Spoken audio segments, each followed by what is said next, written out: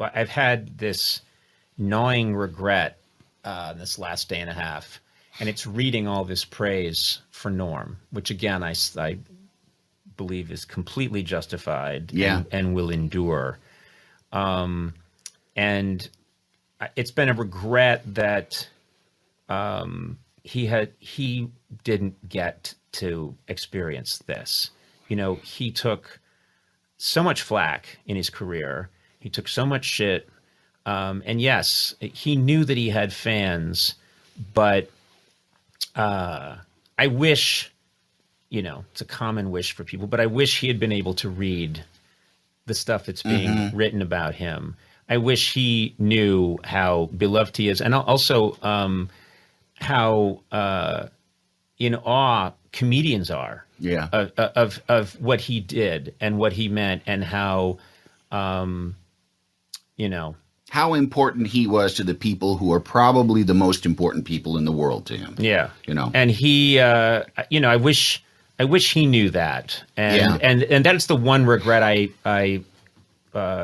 you know, he kept his illness a complete secret from everybody. And that was his choice, and I respect that choice. See how it's done. But selfishly for me, I wish I had had the chance, and I wish a lot of us wish we had the chance to go in and tell him, you were a singular artist, and you've really made a huge difference. And I mean, if nothing else, I don't know of anybody that could make me laugh like that. Then it occurred to me, I haven't gotten funnier. The show has gotten really bad.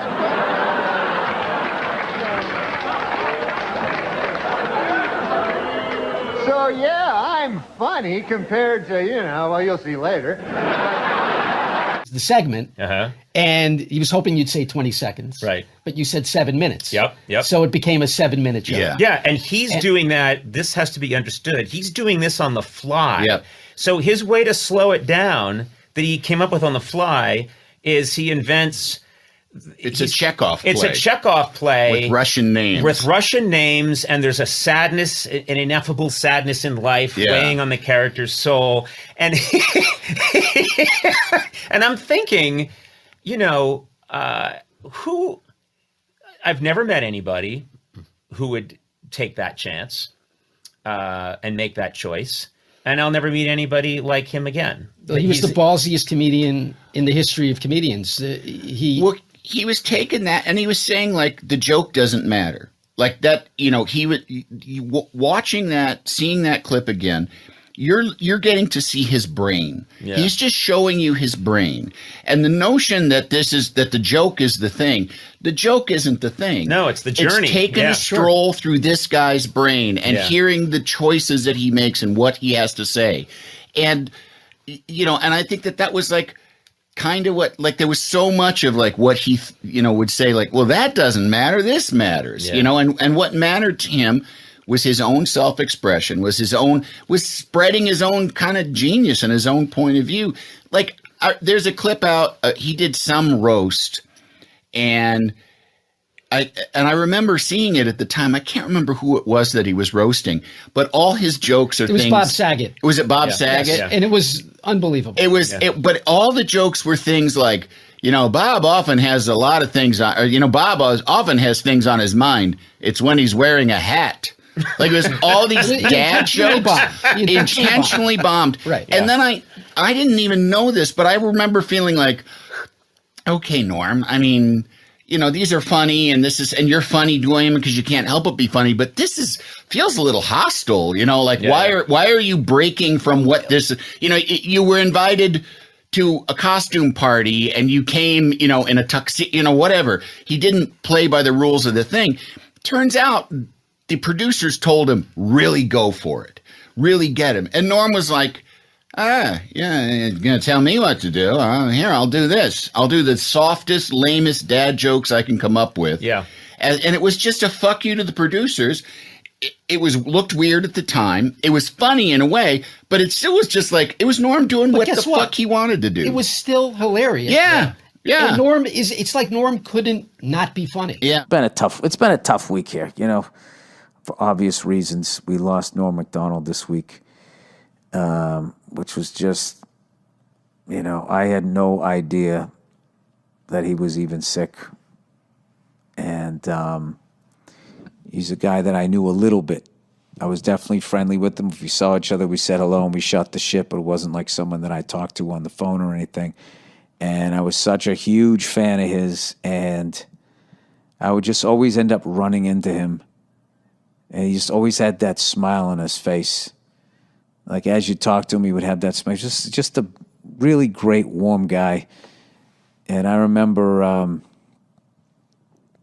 was trying to think what Norm's story to tell you.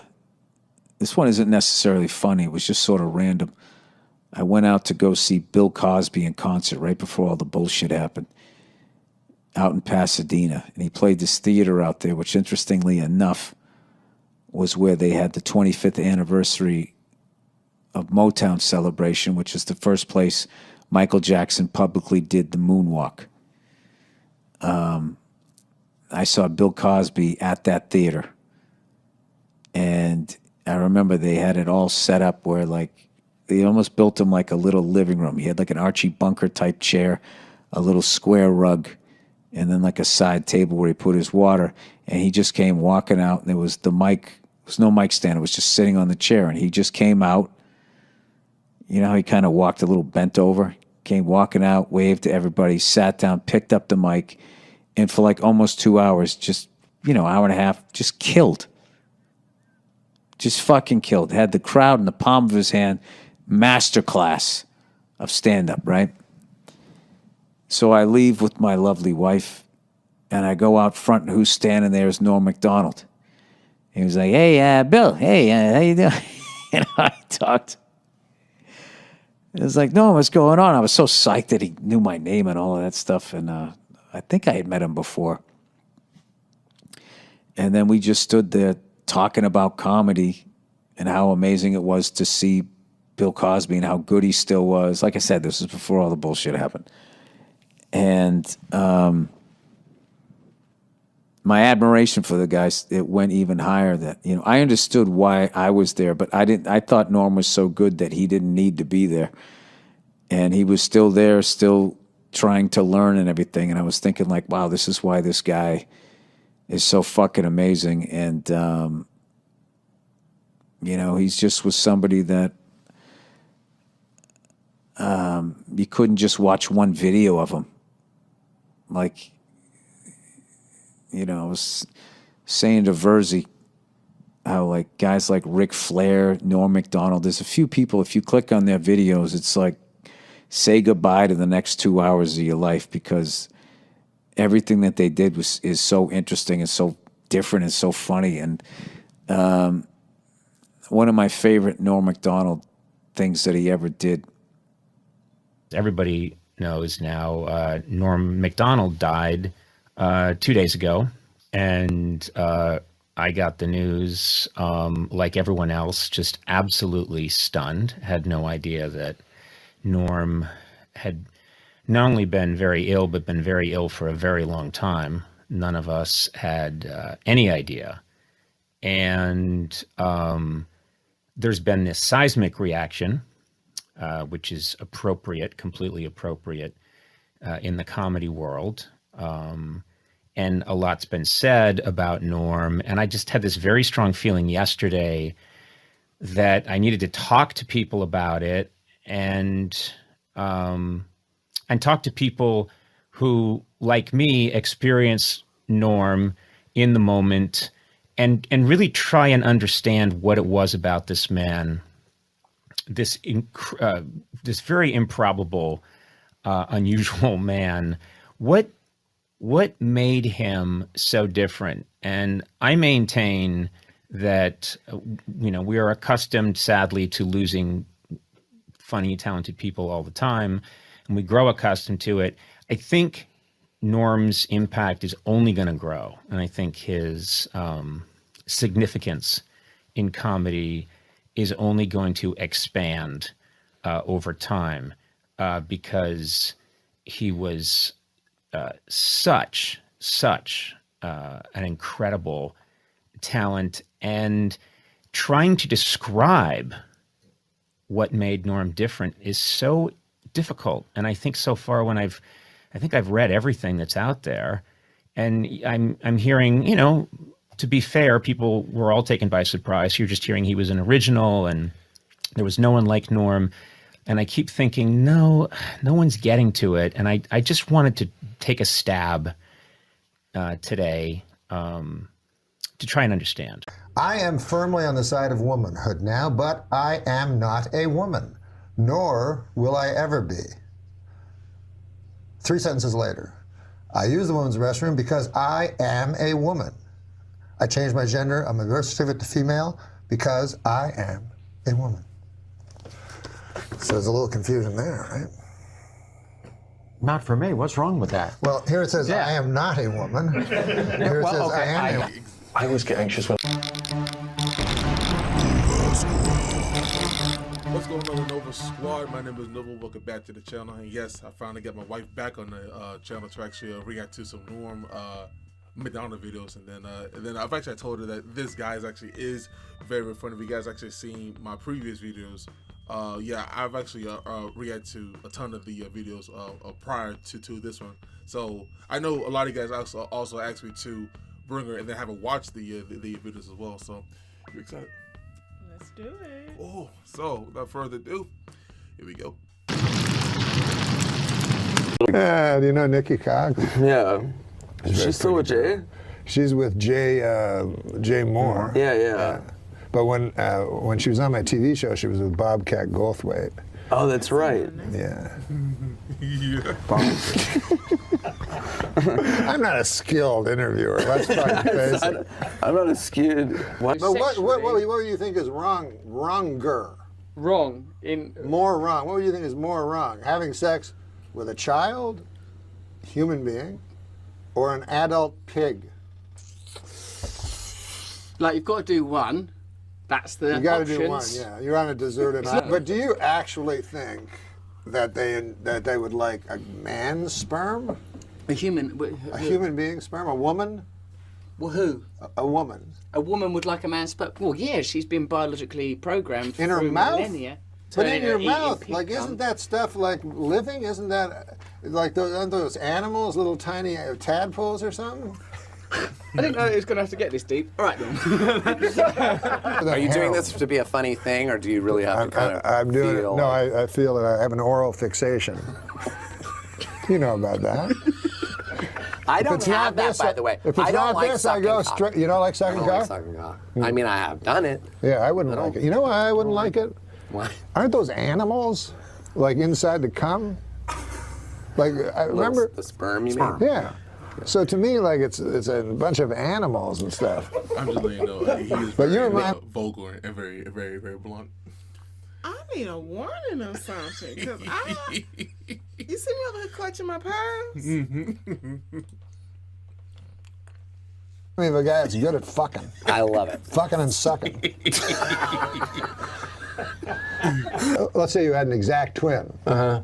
Now, Mary Willard, your wife. Oh, here we go. There could be a lot of... Wouldn't you go like, how do you not find him attractive? Do you know what I mean? That's true. He looks exactly like me. Yeah. And he's much better at sucking and fucking. No. I only smoke pot 4 times a week. You're just saying it casually. They're like, you smoke more than that. Like, relax. What are you afraid? I'm not admitting I'm like you. 4 times a week seems like a lot to me. Does it really? A little, yeah, but... Well, it's all relative. It's all relative, Yeah, as long as it's not hurting anybody. Yeah.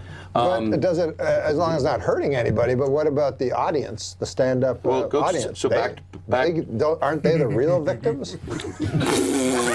What's your dream view? You mean the show, The View? Yeah. The Who guests? would you, what 4 or 5 ladies would you want on there? Ooh, that's a great question. Susan Yegley. That's your wife. You didn't even recognize her name. It's your betrothed. My betrothed. I had moved up from San Diego. I was like, come, move up. And then I had no place to live. So I slept in my truck for like 3 nights. And I slept at the parking lot of the comedy store. And I had no money. and I was broke. No, I was broke. Yeah. You hungry? I go, Yeah. Bad lieutenant. Open your mouth. No, you didn't do. Like a baby bird. Yeah. Okay. So, yeah, and then he. So you said, yeah. Yeah, I go, yeah, and he took me Am I to. hungry? I'm broke and I have no money. What do you think? I'm hungry. I'm hungry. Plus, I want some food. Do you feel you have white privilege? I'm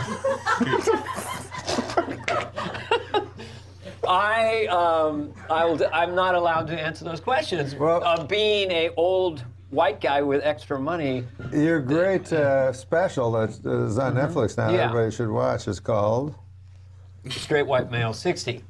The young people won't like old people. When I was a kid, I got involved with Al Jolson when they brought. I didn't know How who he old was. are you? What? Well, no, not back in his 1920s. I was just a kid when the jazz singer came out.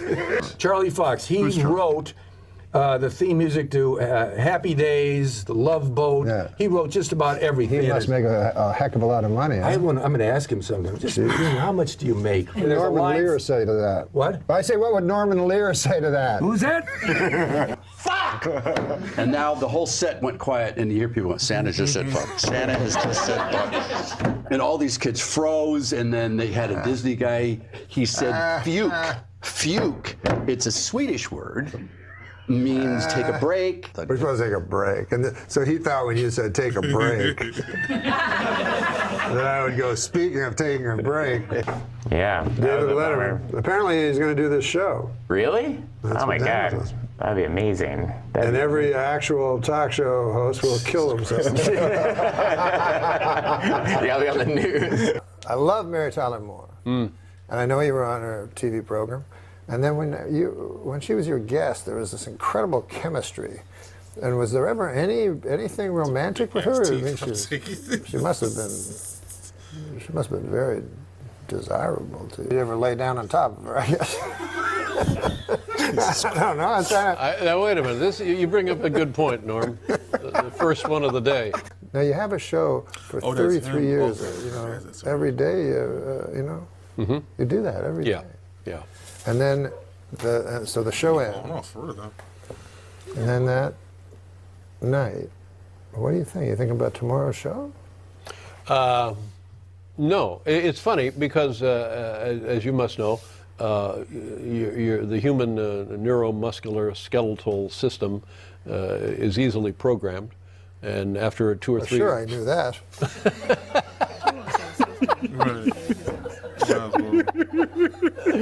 And so after as soon as you said that first word, you could executive produce a show with Sebastian Mancow as the star. I could do that. Yeah. And well, what fun is that, though? Where's the fun part for me? No, there's no fun for you. There's no fun for me. No, that's true.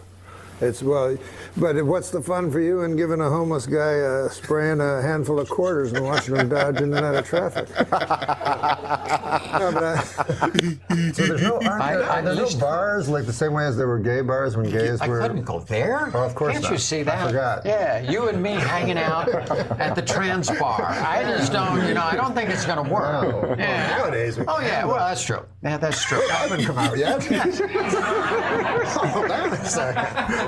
I am firmly on the side of womanhood now, but I am not a woman, nor will I ever be. 3 sentences later. I use the women's restroom because I am a woman. I changed my gender on my birth certificate to female because I am a woman. So there's a little confusion there, right? Not for me. What's wrong with that? Well, here it says I am not a woman. Here it says I am a woman. I always get anxious when I'm on a plane and I see a much bigger celebrity than me, and I think, well, if this goes down, Is that I'm going to almost get mentioned. every I'm going to be flight? like small print almost every flight. Yeah. All right. We'll be back in a second. Unfortunately, the radio station launched the day after Princess Diana died, so it was it wasn't quite the sort of fanfare and celebration. Now, a bit like when Farrah Fawcett died, and then it was usurped by Michael Jackson. Somebody told me the Queen murdered her. Yes, she did. Yeah. Yes, that's well known in England. Yeah, I'd like to apologise to the Queen. England's not doing well financially. Right. Can't you get you call them your mates? They're friends. Yeah. Everybody else in the world, they call them mates. Sure. Get a couple of dozen of your mates and go down to that Buckingham Palace and kill the old bag. To what end? Money. Right. Are you an old sea captain? What is this shtick? Because I'm pretty sure I've watched some of these other editions of the show, and I'm pleased to see that I've broken from the rule of only having white blokes on the show, which seems to be you only have white men and Roseanne because it's supposed to be a comedy. Right. But it's supposed to be. It's supposed to be. It's allegedly. I still, feel that. I still feel in my heart, and I can only go by my heart, you know what I mean? I'm not a person that goes by my brain. I just go by my heart. That Bill Hader is ultimately unknowable. Yes, that's true. What do you think? I don't know. Okay. So that was Norm's live funniest moments and everything. So what do you think about him? It wasn't that bad. Yeah. But some of the things that you found funny, I didn't. I don't know. I mean, the vulgarity, it just catches me off guard sometimes. Yeah, I mean, maybe it's just like more of like a guy thing, I guess. Maybe. I don't know, cause I remember the first time I've actually had reacted to that video, I was just like crying, laughing and stuff cause it would just kept going like back to back, like off guard stuff, and then like especially when that Caitlyn Jenner clip. About the whole. That was kind of funny. Yeah, like, in fact, I think I created a short about it, and then like it got like, yeah, I did, and then I kept on laughing because I was like, yeah, it doesn't make any sense, but again, end of the day, is your world, whatever. I ain't trying to, force you to do what you want, as long as the kids aren't involved. But it is what it is. So yeah. You guys really enjoyed this reaction today. Make sure you hit that like button, subscribe, and share it. Let me know in the comment section down below what do you want us to react to next. Thank you so much for watching. As always, my name is Nova. This is my beautiful wife, and we will see you in the next video. Peace. Up. I can't go anywhere in this world without people stopping me and saying, I'm sorry about Norm MacDonald. And I always think in those moments, because he had so many amazing appearances on my show, and I think, well, the person who really needs to be hearing this is Jim Downey, because you were the one that pretty much holed up with Norm. You identified Norm as a brilliant guy very quickly. You wanted him to do Update, and then you and Norm really crafted that Update, which has become, I think, the iconic performance recognized today as the iconic performance on Update of all time. Norm, you were working with Norm, and there's a quote here I just want to read back to you. What I did like about the way we approached Update was that it was akin to the punk movement, what the punk movement was for music, just stripped down. We did what we wanted. There was nothing there that was considered to be a form of cheating. We weren't cuddly, we weren't adorable, we weren't warm, we weren't going to do easy political jokes that played for clapter and let the audience know we were all on the same side. We were going to be mean and, to an extent, anarchists. And I think that's a perfect distillation of what I don't know where I said that, but it's Norm basically the thing with Norm, there were so many, first of all, he was really, really smart. He was very intelligent, and he had a great look. I always said about our Update, if you watched it with the sound off, you couldn't be sure you were watching a comedy broadcast. It could have just been a sort of a low-tech news show, like OAN Network or something. It could have been, you know, and it didn't have like a lot of goofy kind of stuff. And Norm could speak. You could write fairly complicated jokes for him, as long as you had a good writer, a good editor, making sure that it wasn't, you didn't give them too many words because anyone's going to trip over if you create like a little minefield. But Norm could speak. He could speak beautifully. He could land things. He was clipped and precise. His older brother Neil is a CBC newscaster. Yeah.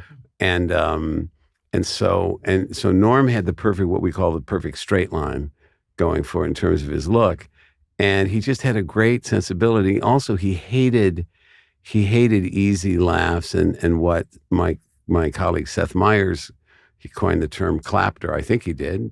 Always give him credit. It was either him or Tina Fey. I can't remember. I'd hear different people. Or Oppenheimer. One of them came up with it. But clapter is a perfect thing for that kind of like lazy, just finger in the wind kind of, sucking up to the audience. Trump sucks. Yeah. And then you get applause. We might even agree with that politically, but come on, they deserve more than that kind of shit. So just challenge them with stuff, even if it's going to maybe make them uncomfortable. Like, oh, I don't like laughing at that, but that's fucking funny, so I'm going to have to laugh. Yeah. And so I'm trying to think of examples of what I'm talking about. But we would do, and of course the OJ jokes. Well, here's the thing. We're a huge part of that. So the OJ trial happens, and OJ, the murders, and then the trial, and it's and this is where I really thought you and Norm Macdonald seize that moment, because you can have the right tool, but if you don't have the right moment, you don't have it. And I always think in any great movement, whether it's the Beatles in '64 or Sex Pistols in '76, you have to have the moment too. You just can't have, the two have to come together. The OJ trial happens, and you and Norm are writing these jokes that are so fucking fantastic. They're just razor blades. And Norm is the perfect person to deliver them. There's one you wrote, which I could try and do, but you might remember it exactly, but it's, a picture came up of Johnny Cochran testifying. Yeah. I think I know the one you're talking about. And OJ sitting next to him, and Cochran's standing there, and he's holding the knit cap. The knit cap. The knit cap that was found at the scene.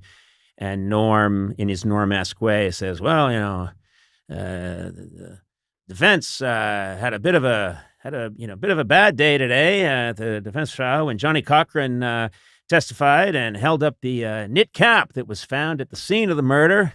He was going on about the knit cap when suddenly he was interrupted by OJ, who said, hey, easy with that. That's my lucky stabbing cap. Yeah. And I remembered that being an ice bullet that went through my heart. It was so... Yeah, that's my lucky stabbing hat. Yeah, it's my lucky stabbing hat. And the thing is, and you know this too, he would say something like that, and I don't know where my camera is. It's there, I guess. That's my lucky stabbing hat. And he would hold in this way that nobody does. Hold and hold and hold. And he would do it for a joke that killed, as that one did, but he'd also do it for a joke that he liked, or that you liked, or that you guys liked. Yeah. And if it got nothing... It was like, it wasn't, some people said, you're punishing the audience for not liking the joke. No, we're giving them enough time to appreciate it. But it's funny you mentioned I decided years later, because you have to have distance on this stuff to realize that a lot of, there was a through line to our OJ jokes, which was him. It was all cell phone stuff. Yeah. So that the standard OJ joke would be, so it would like that one you just did. I think the way we got into it was like, though OJ may not have helped his case when he blurted out. Yes, yeah. Of course. Hey, easy with that. That's my lucky stabbing hat. But there was one that was like, was OJ Simpson high on drugs the night of the murders? Absolutely not, says a defiant OJ. And a simple test of any of his blood found at the crime scene will prove it. And then there was one like indignation. Indignation is so good. There was one when like O.J. Simpson had been criticized because the first Mother's Day after the murders, he played golf in Scotland. Yeah. And it's like this weekend, O.J. Simpson playing golf in Scotland was heavily criticized for missing the first Mother's Day and not spending the first Mother's Day since Nicole Brown Simpson's murder with his children. And angry Simpson responded, "Idiots, I didn't spend Mother's Day with my kids because I killed their mother." And so it's basically, but there was one, there was one joke, and by the way, it was Frank Sebastiano and Frank wrote a lot of great jokes for that segment, and he's the guy who contributed this joke structure. It'd be like several Navy warships have joined the search for an overturned thing in some of the most shark-infested waters on Earth. Also joining the search, the sharks. Yeah, and became like a there's a one that I remembered, which is the rock group Better Than Ezra, or pop group Ezra. Better Than Ezra came in second, whatever. This week Rolling Stone released its list of the top 10 college acts on the summer tour. At number 1, Better Than Ezra. Number 2, Ezra. He also had one that was we could do these forever, but he was talking about kickboxing. And he was just like, and he's doing update. And he said, of course, popular is kickboxing, an incredible martial art that combines whatever, the art of like punching, the martial arts of punching, karate with kicking. And he just stares. And, because kicking on its own sounds like such a lame.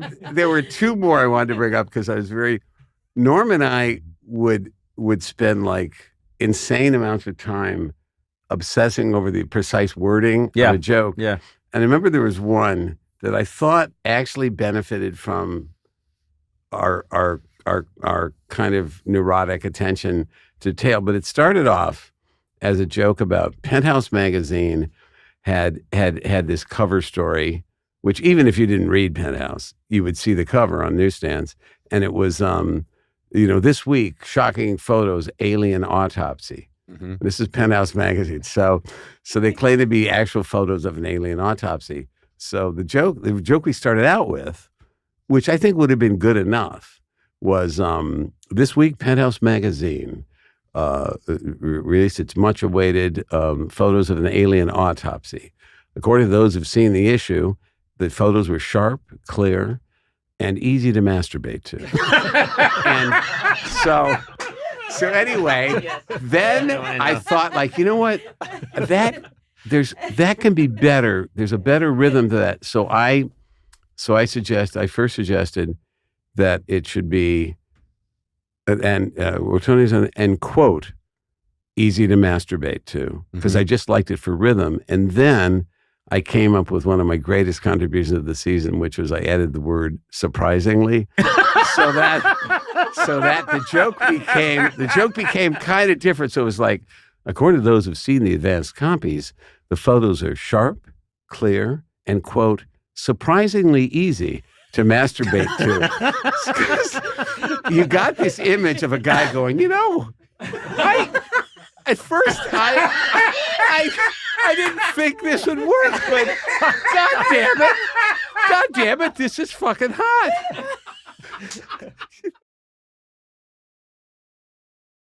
All right, the boxing world is still buzzing after the release of Mike Tyson from an Indiana prison after serving a 3-year term. Here with a message for Mike, his Weekend Update correspondent and my hero, Adam Sandler. How are you? Hey, by the way, Mr. Tyson, this is NORM MACDONALD. He's our new update guy. You'll love him. He's been telling the funniest jokes about you giving it up in prison. Mr. Tyson, I'm not Norm MacDonald. I don't even know who Norm MacDonald is. I'm Kevin Nealon, and that's news to me.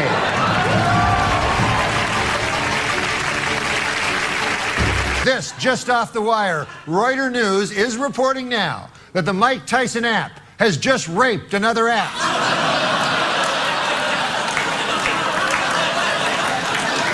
I do want to ask this. So, Pigeon is voiced by none other than legendary comedian Norm MacDonald. Mike, have you ever met Norm MacDonald before? Well, yes, I was about to correct you. He's mythically absent all the time. He's a mythical legend. We don't know if he even exists. When I'm on the streets, everybody comes, because he has a big fan base, Norm. Hey man, you working with Norm, what's that like? Hey man, you working with Norm MacDonald, what's that like? I said, he's a great guy, man, a great sense of humor, he's a really sweet guy, you know, and all this time I thought I met him, but I've never met him. I was talking about Jim Rash all the time. I don't know Norm MacDonald. I don't know if he exists. I just know he's legendary, he's mythical, everybody says he's great. And it's a great mystery to me. So you met Jim Rash thinking that he was Norm MacDonald, when in fact it was Jim who does the voice of the Marquis. Yes, this is true. Larry, when you're writing stuff like Norm's character, the Pigeon, is there any line that Pigeon won't cross? Even in this episode, you saw what he was doing, and he really gets into it on practically every episode, but this one in particular, I thought he shined. Well, first of all, I'm not just a writer. I did play the voice of that whale. I don't want to get anybody's starstruck. Oh, well done. He's whaling, baby. But yeah, you know, I think the second year now we have a good, we know the characters so well that, you know, although what Pigeon says is shocking, you know, it all is true to his character. You know, his and also it's like, I think the reason it, hopefully it works, is that Norm himself is cerebral, brainy comedian. He's really not vulgar and crass. And so his getting to play a character like this, it does play against type, and I think that's why he can get away with being so gross on the show, because you can just feel the Norm is smart. And, what's that? He's cerebrally invisible. He's cerebrally invisible. It's true. That's true. What can you say to that? Yeah, it's shocking that Norm and Mike have never met. That's terrible. Maybe season 5, 6, we could arrange a meeting. There's a possibility we may have to kill off the pigeons. You know, we're gonna hire he's gonna employ a cat in the show next season, and so Pigeon's gonna have a really difficult time in dealing with the quagmires of life on the Tyson Mystery Show. Researchers in Russia say that the dolphins have a distant spoken language of their own. You're saying that dolphins have a distinct language all their own? So what's the solution that they use the N-word? Ooh, that they use the N-word constantly. No, what word do they use? Nigger word, N-word. Oh, yeah. What'd you call it? Dolphins? The what word? Nigger. Nigger, ninja. Word, yeah. Say it. I want to hear you say the word. I don't want to say it because then it'll be on tape forever. I say it in my private life many times.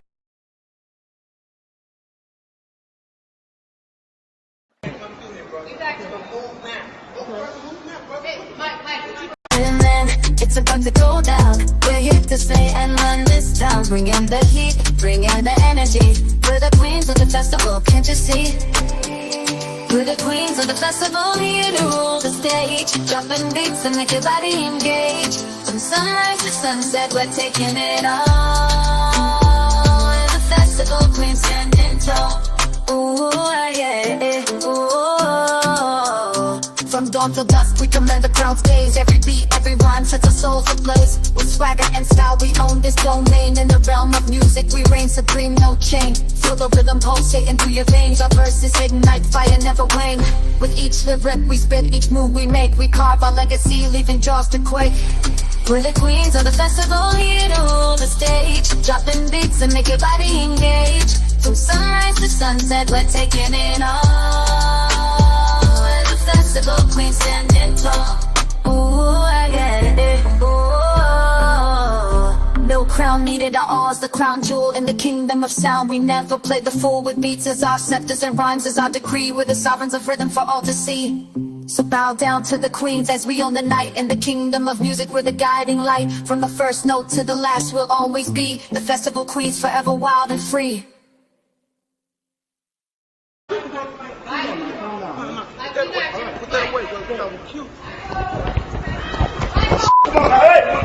Say it, hunky.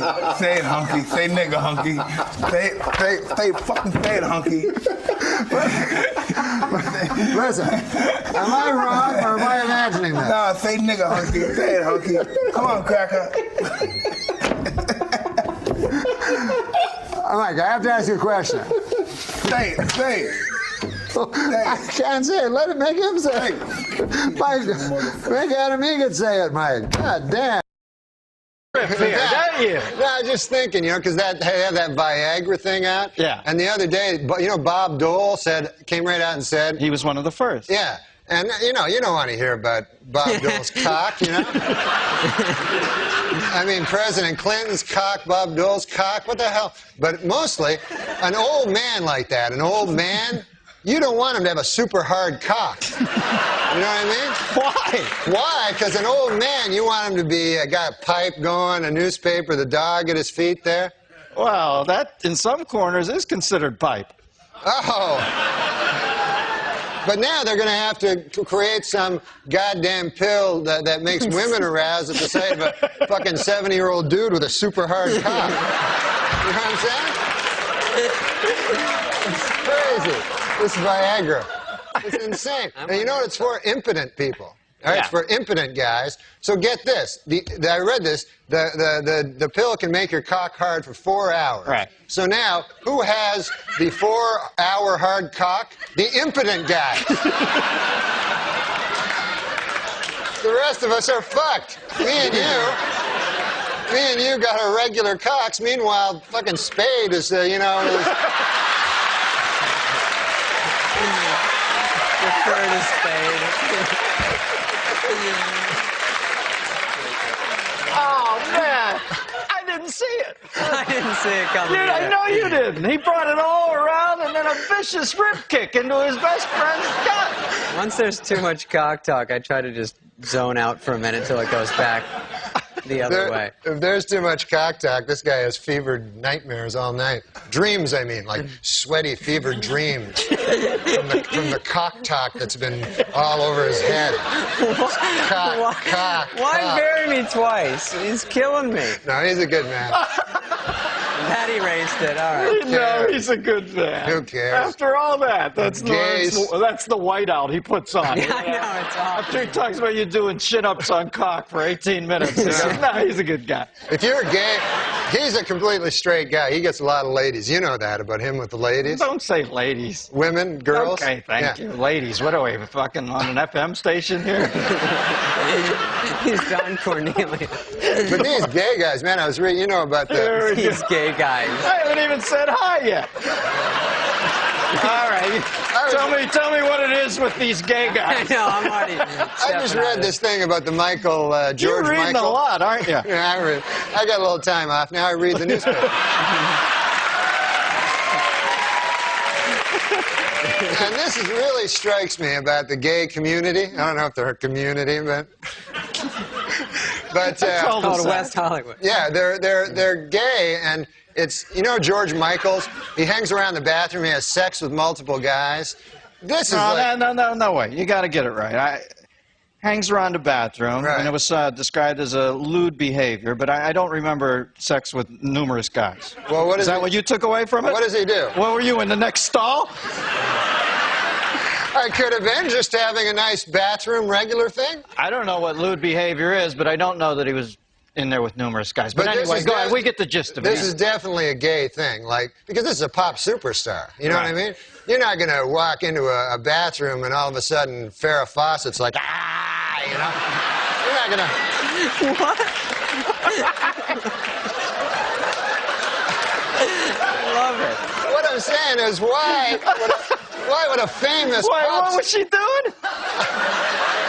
Was that some sort of cervical belt sander thing, or what was that? Oh, Christ, what are you, Linda Blair? They do. That's what they do. Right? That's what ladies that I know do. But good to know that primetime exposure's paying dividends there. But I think that's what it is. It's that the gay, that's why they have separate bathrooms. Let's face it. If they had women and, women, as you call them, I call them ladies. If you had them in the same bathroom, like Ally McBeal. Like you go in the bathroom to do your business, see a man about a dog there, and you're in the bathroom. You're in the bathroom. All of a sudden, a beautiful lady comes out. Oh, here's my vagina and breasts. You're going to be hanging out at that bathroom a lot. So I don't blame anybody for anything. Can you believe Olmeyer didn't get him? We're all the same, man. Have you ever met Olmeyer since then? Don Olmeyer I met once, after he fired me. Yeah. Then I went and visited him in his office, which it wasn't an office I've never seen. It was like a wet bar and a bunch of weird sports trophies. He's a big sports guy, Yeah. So he explained it to me what happened, but he did it all with sports stuff, like you said, man, you see, you're the number 3 hitter, but now you're going to be number 8. And then later on, Ken Griffey will show up. I didn't know what the hell he was talking about. And then I said, well, Christ, man, what the hell am I supposed to do? And he goes, I don't know, just walk it off, And I'll put it in sports terms why you got fired. You were fucking with OJ too much. That's exactly why you were fired, man. Well, I don't know. That's his buddy. Yeah, it's his buddy. Yeah, well, that's why you got canned. OJ's a good guy. I mean, he's not... Well, we got to end on that, Normie, but there's what they'll remember you by. OJ's a good guy. Man, Thanks for coming on. Norm MacDonald and David Spade. Stick around, guys.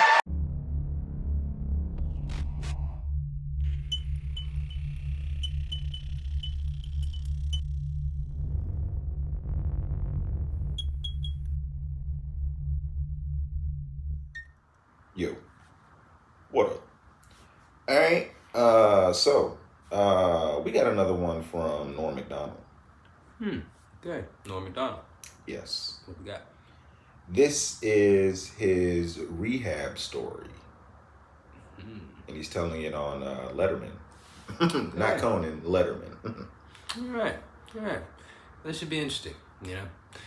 Norm, I didn't know he was on any type of hard drugs or anything like that. Or rehab, or maybe it was just rehab for other stuff, Doesn't have to be for drugs. Alcohol, do they have rehab for alcohol? Yeah. Yeah. Maybe he's an alcoholic. Or he was.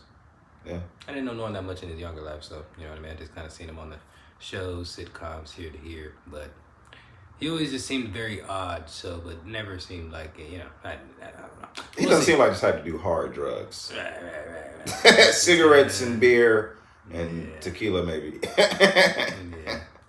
Norm was a joke teller, Yeah. That's what he did well. Or maybe this isn't even about him going to rehab. It could just be a joke. All right, man, let's go. A monkey going to rehab. All right, here we go. We always run out of time, and I want you to tell. And you were a kid, right? This is the first time you got drunk? When I got drunk, I was a very straight-laced kid, How old were you when this happened? I was 18, 19 years old, and I decided to drink, And I was out with my buddies at a bar. My God, we started drinking. They had those shooters, Mm-hmm. Those are hard to take, You can't gauge them, And before you knew it, I was so crazily drunk, just drunk out of my mind.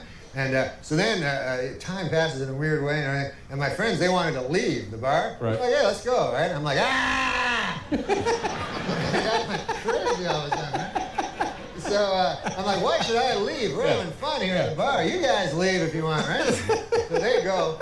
And I'm making friends with everybody, man. There was a fat guy with a beard, and there was a jukebox. It's like a Western movie, you know what I mean? And there's a bartender, there's all kinds of ladies and everything like that. And everybody's my friend, right? So I'm getting drunker and drunker with these shots, and they're all crazy, dirty sex name shots, Like, oh, yeah. Here, have a dirty sex, whatever. They make you order them to humiliate you. You're such a drunk loser. You're like, can you have sex with my? I get all drunk, and then I go into the bathroom, and a dude gives me some pills. He has some pills. Oh, no. Yeah. And you're not supposed to ever mix pills with booze. Is that right? Yeah. And then any doctor... They told you up at the Mayo Clinic? Yeah.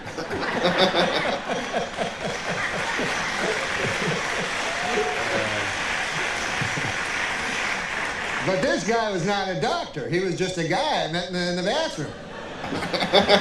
Even worse than a GP. He was worse than a GP. His name though was Dr. Midnight. But I found out he was not accredited. Not really a doctor. No. So anyways, so I take these pills, and what they do is they say that you're not supposed to mix them, but on the other hand, in one way it works. So I'm like so drunk now and having so much fun and everything. Hey, fat bearded guy, having an arm wrestle with him. I don't know how to arm wrestle. Then all of a sudden I'm playing pool. I go to shoot a thing of pool and I fall down right in all the pool balls. And then I just black out. What's called blacking out. Yeah. It's not passing out. You black out. You don't remember anything. Oh yeah. I wake up, right? I'm in a bed, but it's not my bed, you know? And I look beside me. Who do I see? The fat bearded guy.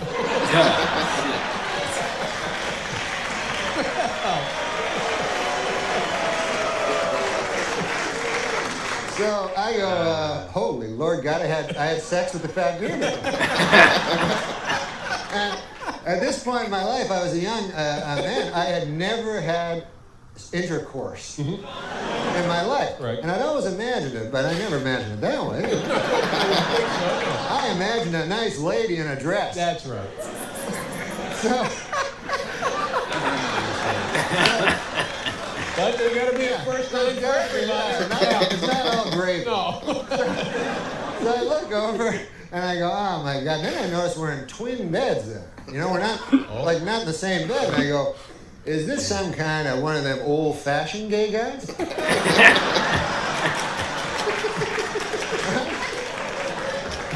There's no such thing. No. Gay guys are generally not old-fashioned. They're right on top of the latest thing. Right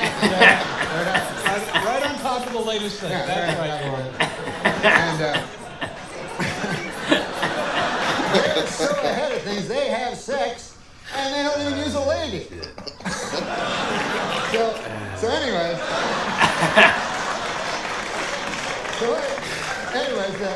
the upshot of the story is, what happens is I never had sex with this fat guy with a beard. This guy had checked me into a rehab.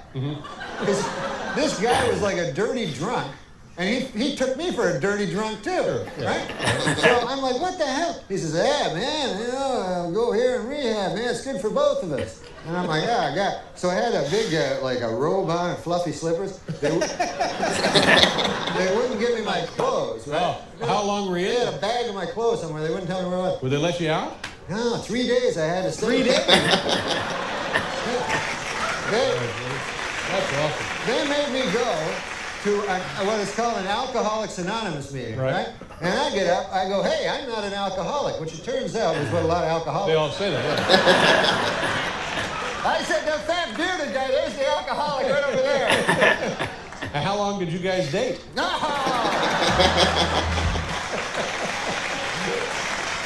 Ladies and gentlemen, it's Norm MacDonald. We'll be right back.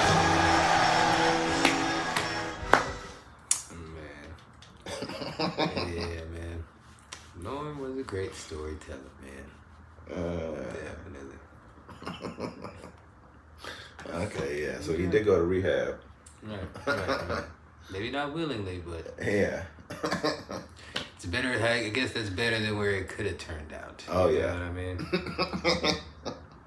Oh yeah. For a fat bearded guy, old fat bearded guy to be your first, that'd be horrible. This nigga, Norm. I think that was a true story too. Yeah, it definitely sounded like a true story. Definitely sounded. Maybe a little bit of, to make it funny, over the years, but I'm pretty sure, or that's pretty creative, you know what I mean? He was a master jokesman, so maybe he, put that together, but sounds a little too truthful. Yeah, fucking, David Letterman was having a good time. Absolutely, he was dying. Yep. Amazing storyteller. What's up, guys? Welcome back to another episode of Julie Reacts. On this episode, we are reacting to more Norm MacDonald. Last time, I pissed a lot of you off because, I don't know, I thought that the story was real or potentially real. So I reacted as if there was a turtle that was being killed or whatever happened, I forget. And that pissed you off. So I'm sorry. I won't believe any word anyone ever says again. Thanks for the trust issues. Let's react to more Norm MacDonald Scrabble story on David Letterman. Old, poor quality. You guys already know that. You've probably all seen this. You're just here to watch me react. So, make sure you subscribe, and let's get into it, shall we?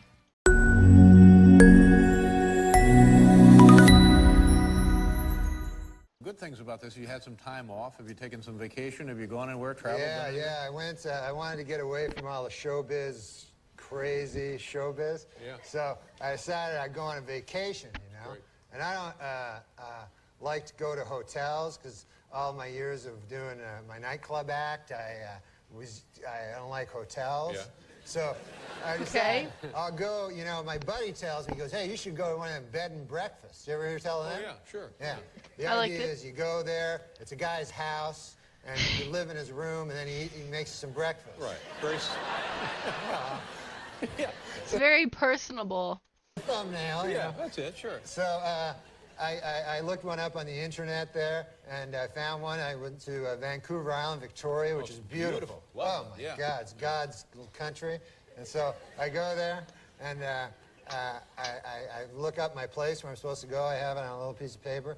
And I knock on the door, right? And there's no answer. So I knock again, and there's still no answer. So finally, I look like in the window there, and there's an old man sleeping on a couch, you know? Yeah. So I bang on the door, ringing the doorbell, you know? So finally I hear like, "Hey, keep your pants on there," you know, from the inside. And he comes to the door, old guy, you know, but I'd say 80, 85 years old. Old Harold Delaney was his name. Harold Delaney? Yeah, nice No enough gentleman, way. you know? And so I got in there, and I says, well, I better go to sleep. There's no one else. See, like, do I believe that this story was real, or is he making it up? I don't know. Clearly, I can't think too much into the details. There, you know? Like, I thought it'd be like a whole bunch of people in different rooms, you know? Yeah. And it was just me. Yeah. So I go up and I go to sleep, and I'm ready to go to sleep, and a knock comes on the door, right? A knock on my bedroom door. Right. So I figure, uh-oh, old Harold Delaney wants to have sex with me.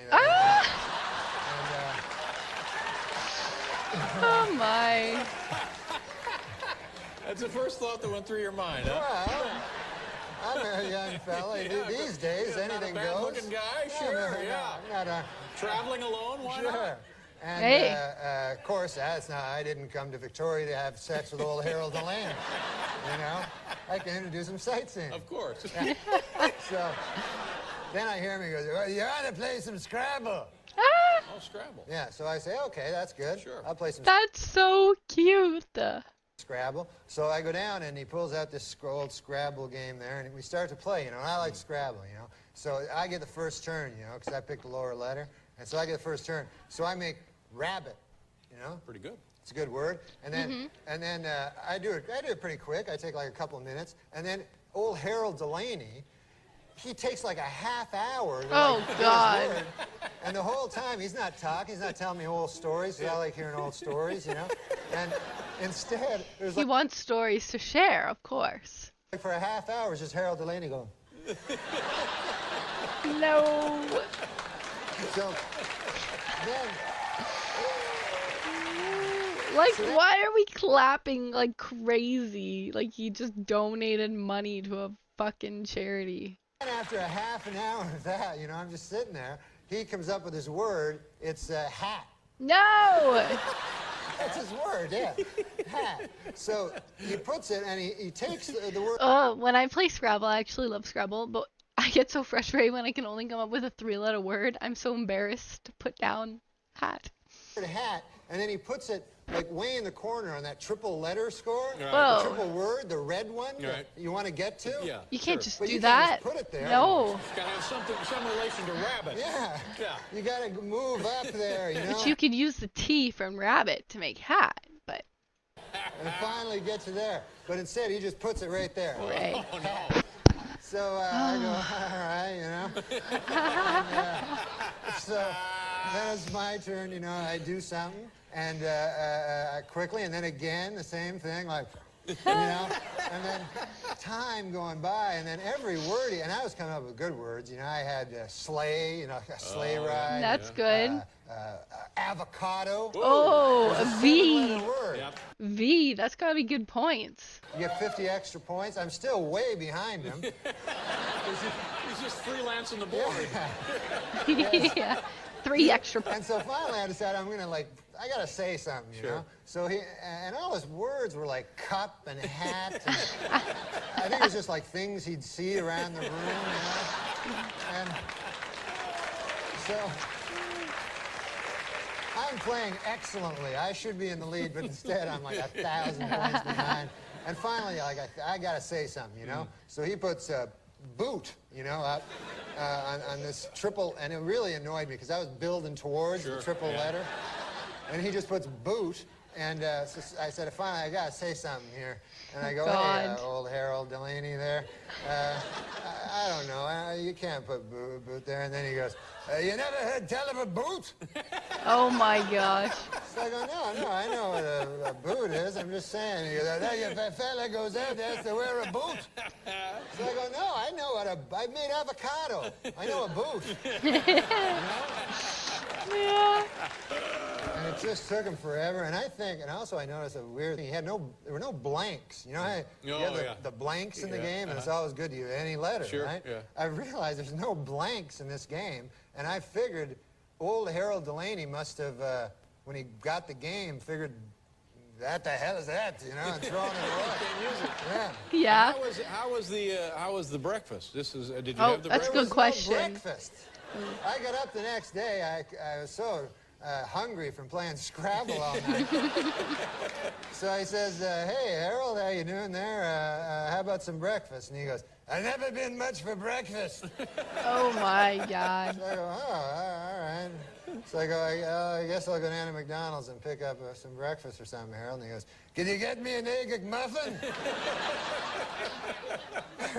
Oh, see, story real, story fake. I guess it's still fun one to hear.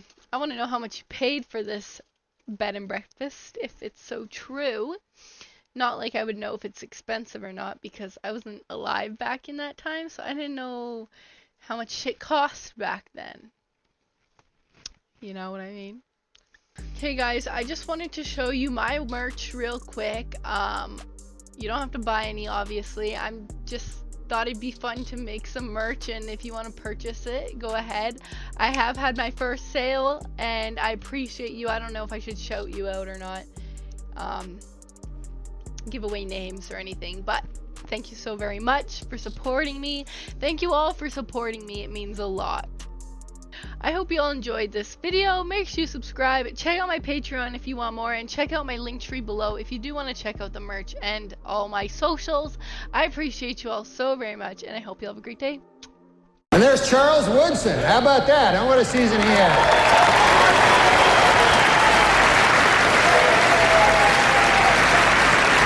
Great, man. He became the first defensive player to win the Heisman Trophy. And congratulations, Charles.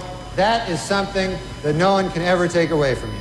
Unless you kill your wife and a waiter, in which case, all bets are off. Just a word of advice. God bless you. Watching your set was like watching Henry Fonda pick blueberries.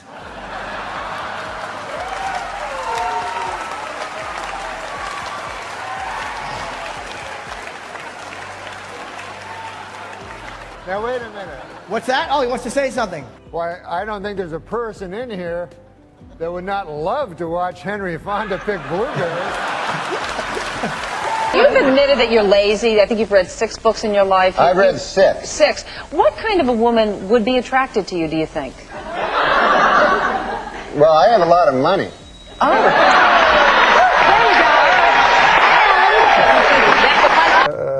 Alec Baldwin, he must have. Oh, yeah, every season, pretty much. He's amazing. I don't know what he's doing now. He was He sends unreal. me weird tweets. But he used to come when he was a lot younger, I guess, because it was when I started, which was 20 years ago. And he was married to Kim Basinger. And he'd complain about her, like, you know, she's the most beautiful woman. He goes, fucking wife. She bought a town. He was mad because she bought a town. Which a town? She bought a whole town? Yeah, oh my God. So their credit score went down a little. So, you see you bought a town. And then he comes in, Baldwin looks perfect, you know. He just had dinner with Lauren, and he goes, he's trying to be like us, you know, one of the guys. And he goes, that secretary, no, not that, he didn't say secretary. He goes, that assistant girl out there, man, I'd saw my left leg off to fuck her. Jesus Christ. And I said, I think all you have to do is ask her. Why? Yeah, you're Alec Baldwin. What a disaster. Jenny, all the stars are here. It's true. Beardy Man, Claude Racine, Dax Flame, Betty Fine, You got it. and Raffi Fine. All the stars You really keep up with all that are stuff. here tonight. Oh, yes. Harley Morenstein is here. All right. And we also have comedian Todd Glass. He'll be hanging out backstage with some of tonight's guests. And on the red carpet, we've got comedian Kulap Vailesak and host... I feel like Todd will be struggling to know these people. I'm sorry, I'm going to continue with the what the computer says, Norm, although I'd love to talk to you more than this computer. We're on but the I have to do computer. what the computer says, even though I do love you, Norm. I think you're one of the best. We're also going to be talking to the host I'm no Harley Morenstein. You're not, Norm, but you gotta just let me read this fucking thing. Now, do you think Cosby's legacy will be hurt? Yeah.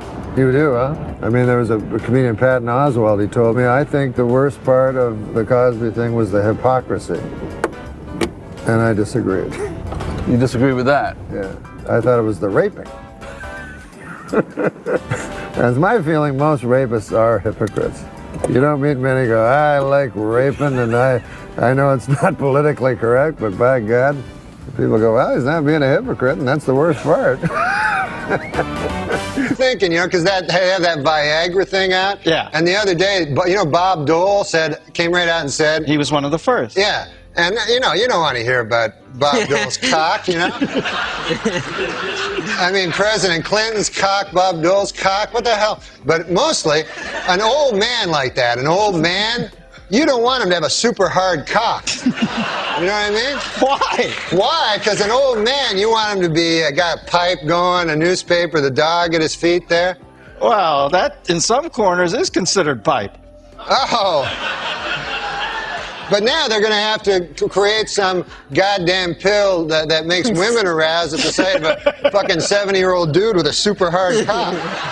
You know what I'm saying? It's crazy. This is Viagra. It's insane. And you know what it's for? Impotent people.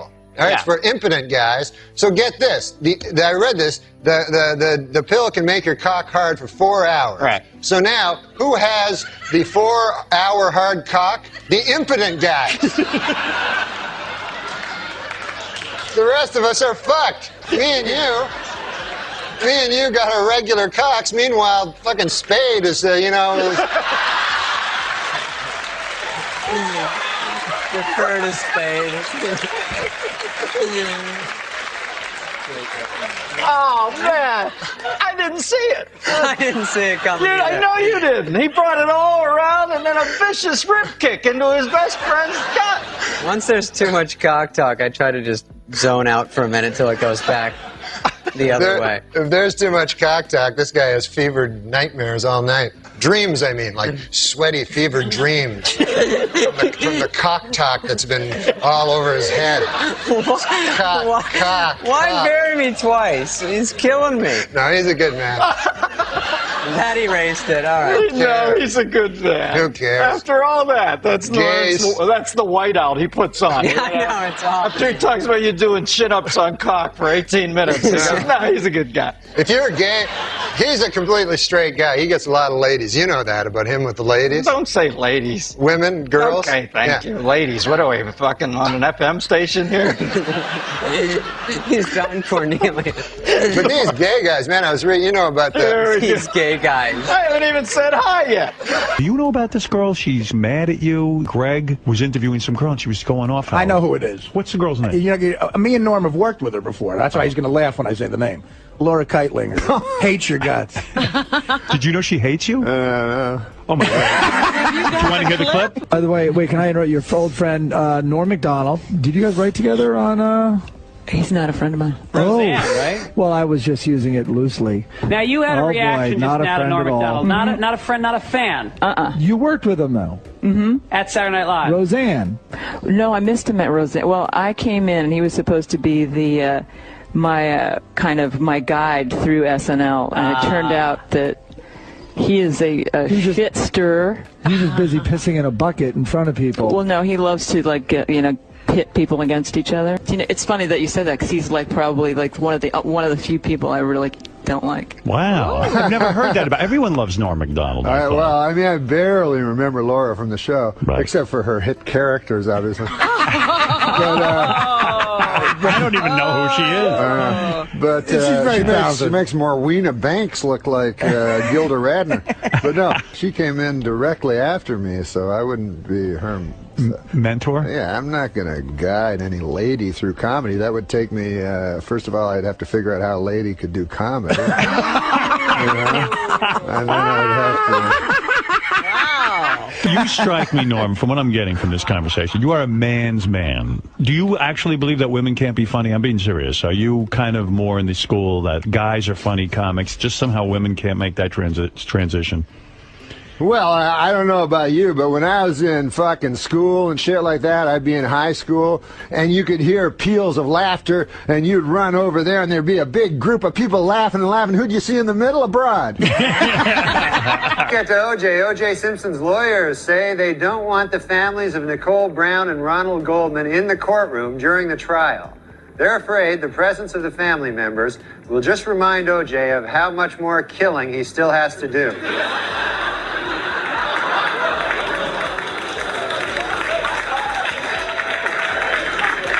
Well, O.J. Simpson's lawyers stopped feuding this week, finally. The Dream Team, F. Lee Bailey and Robert Shapiro, were able to put aside their differences and express their admiration for each other after O.J. threatened to cut their heads off.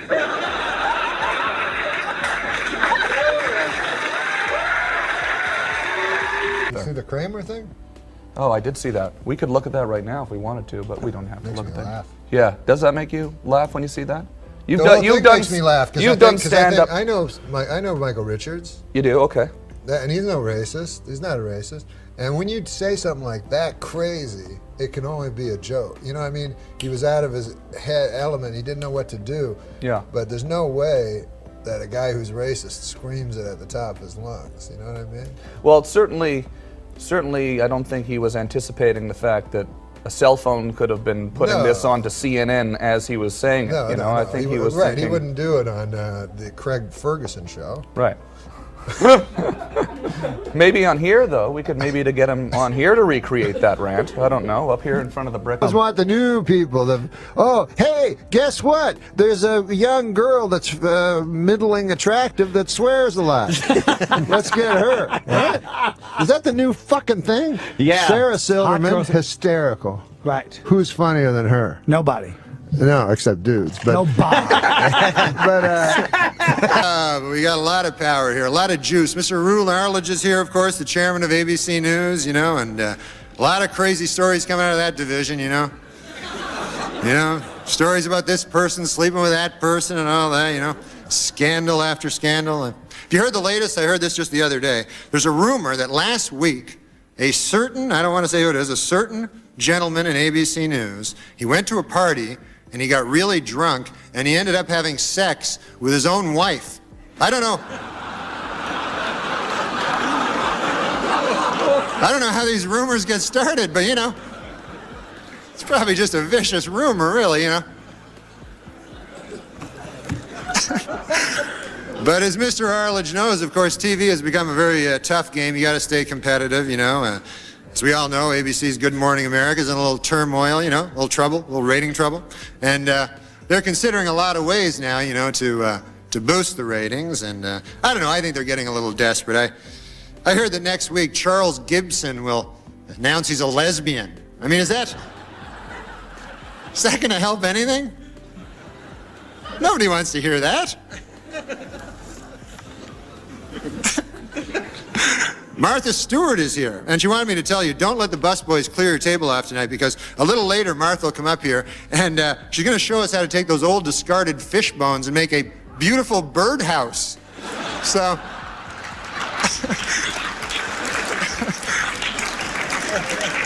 That's nice. A little late here tonight. I took a cab to the theater, folks. And I don't know if you've ever been in these New York City cabs, but I got one of those cabbies, couldn't speak English, you know. Saw his name there on the dash. I couldn't even pronounce it. I think it was something like Hideki Arabu. Something like that.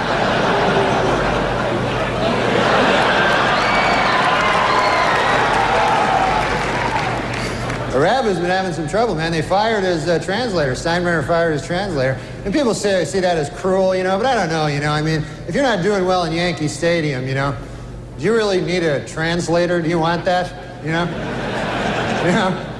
Hey, what'd they say? They say you suck.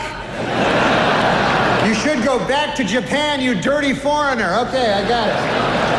I'm trying to pitch over here. How do you figure out how much to share about what goes on behind the scenes at SNL? Because I know that you were talking about Eddie not doing Bill Cosby on Howard Stern's show, and Seth Meyers wasn't crazy about that. He came out about the Ellen and said, I wouldn't have told that story. Seth Meyers said that? Yeah, he said, do we have the quote here? Just bring up the quote. He said, I wouldn't have told it. I feel the same way. I think when you're at SNL, you're seeing so many different things behind the scenes.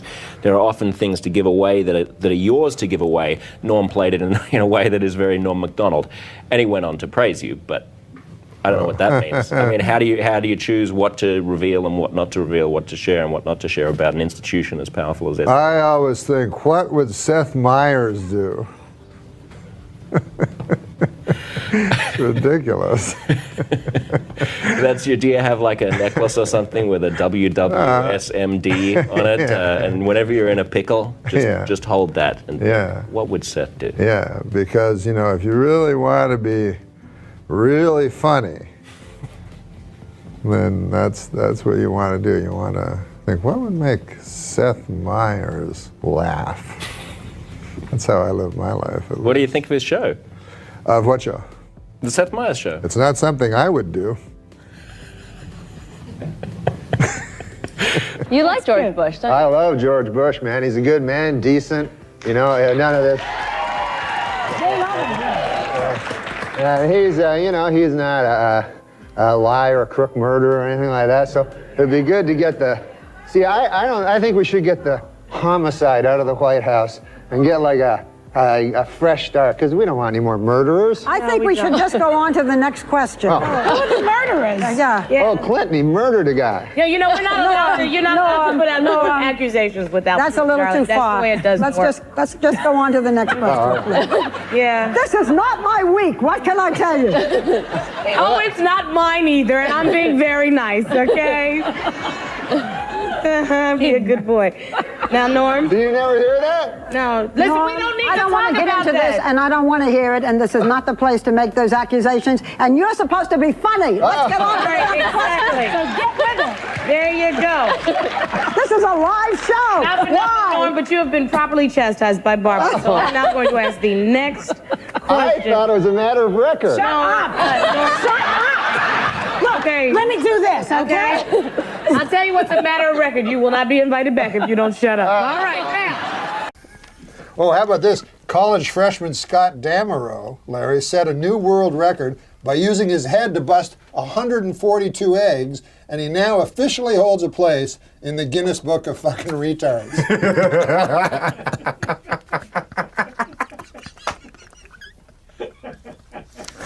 Oh, it's ridiculous.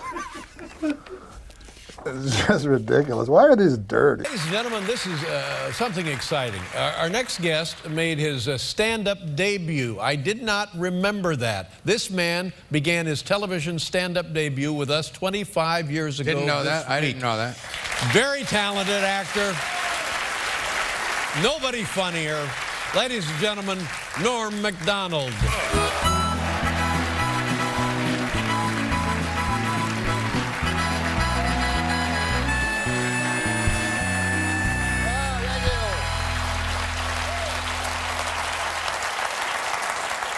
Thanks, guys. Listen, I don't want to brag or anything, but me and Oprah are making the same money tonight.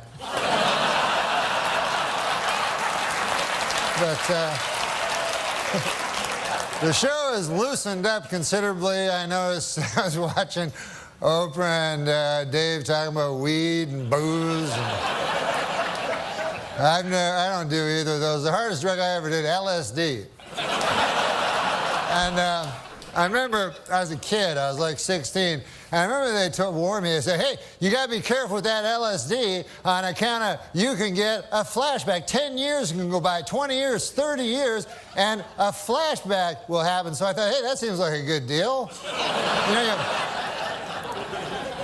You tell me I buy a drug for $5, I eat it, I get high, and then 20 years later I get high again?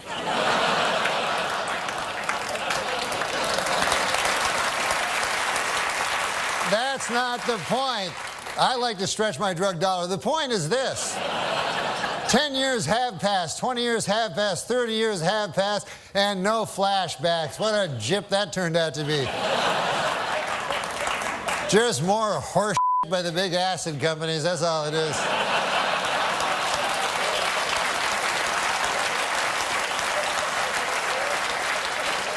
But I can't believe it's been a quarter century since I made my television debut. It was all different back then.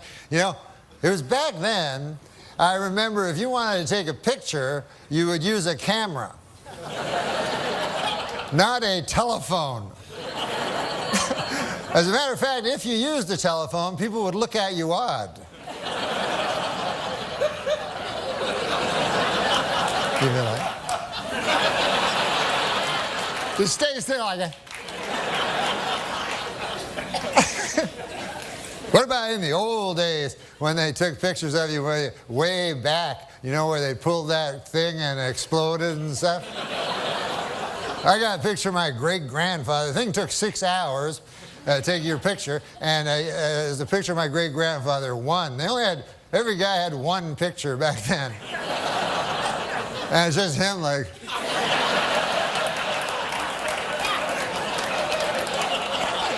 I gotta get back, feed them hogs. Who's gonna feed the hogs? Somebody gotta feed them hogs. Now, in the future, of course, it'll be different. 50 years from now, people will be going like, hey, you want to see 100,000 pictures of my great-grandfather?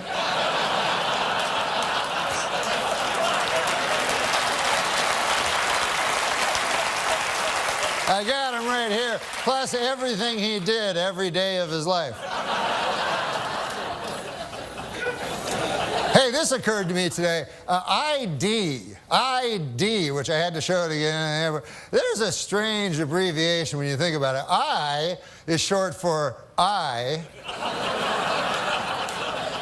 And then D is short for dentification.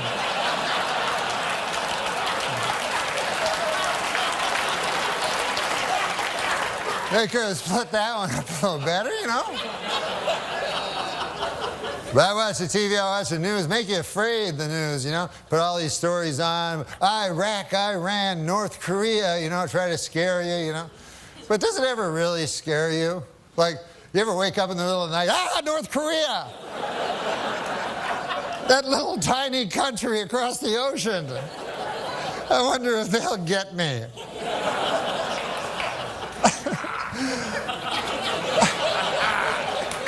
Plus, didn't MASH settle that like 20 years ago? Why'd I have to watch that stupid show?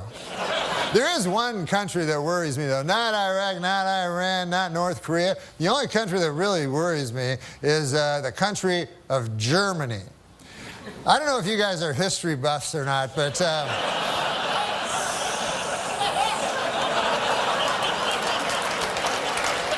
in the early part of the previous century, Germany decided to go to war. And who did they go to war with? The world. That had never been tried before. And so you figure that would take about 5 seconds for the world to win, but no, it was actually close.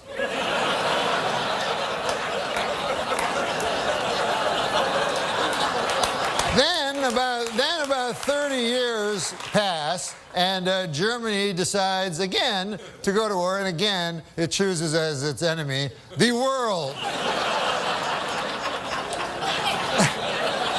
And this time they have that guy, Schrankly, Crankly, that guy, and I'm not even going to dignify him by saying his name, but I think you know what I'm talking about.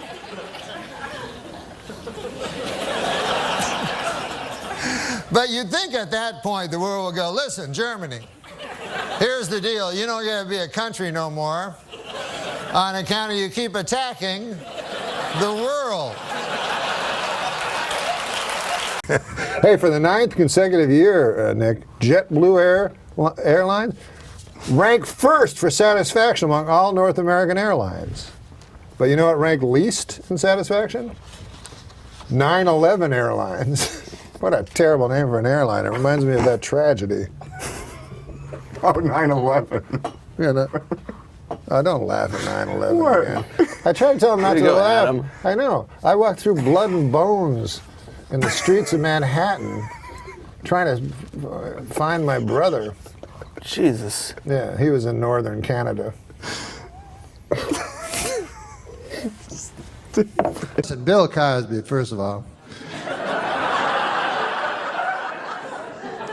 is my hero ever since I was a kid, because I always wanted to be like him, and I got his albums, tried to emulate him, but I didn't like his stand-up, but I like the way he was as a man. Because this was before they didn't say he was a rapist on the fucking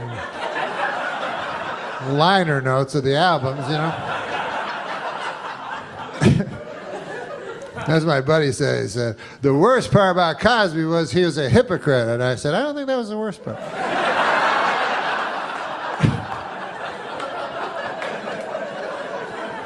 To me, the worst part was the raping.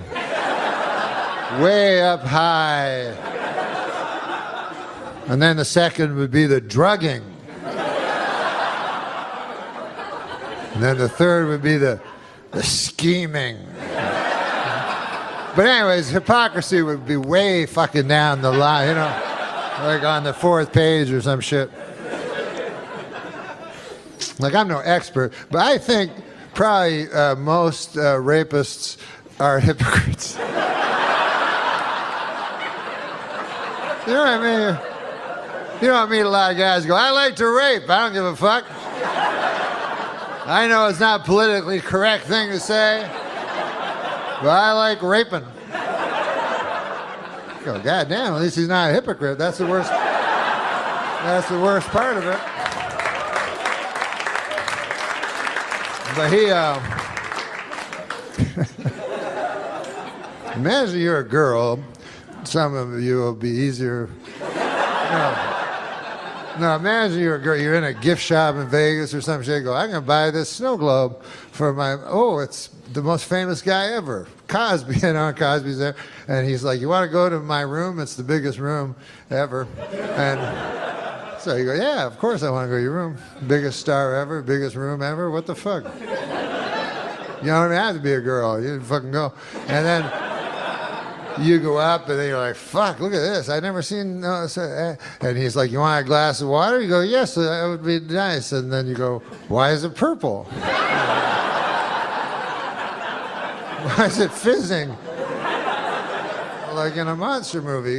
Just drink it. It's famous people water. And drink, and everything goes fucking crazy and shit. They come out of the, what the fuck, I was just in the gift shop. What's that, Cosby cock? I can swear that's a Cosby cock. That's impossible. A Cosby cock? Why would there be a Cosby cock in my face? Wait a second, I remember. I'll call for help. Hypocrisy!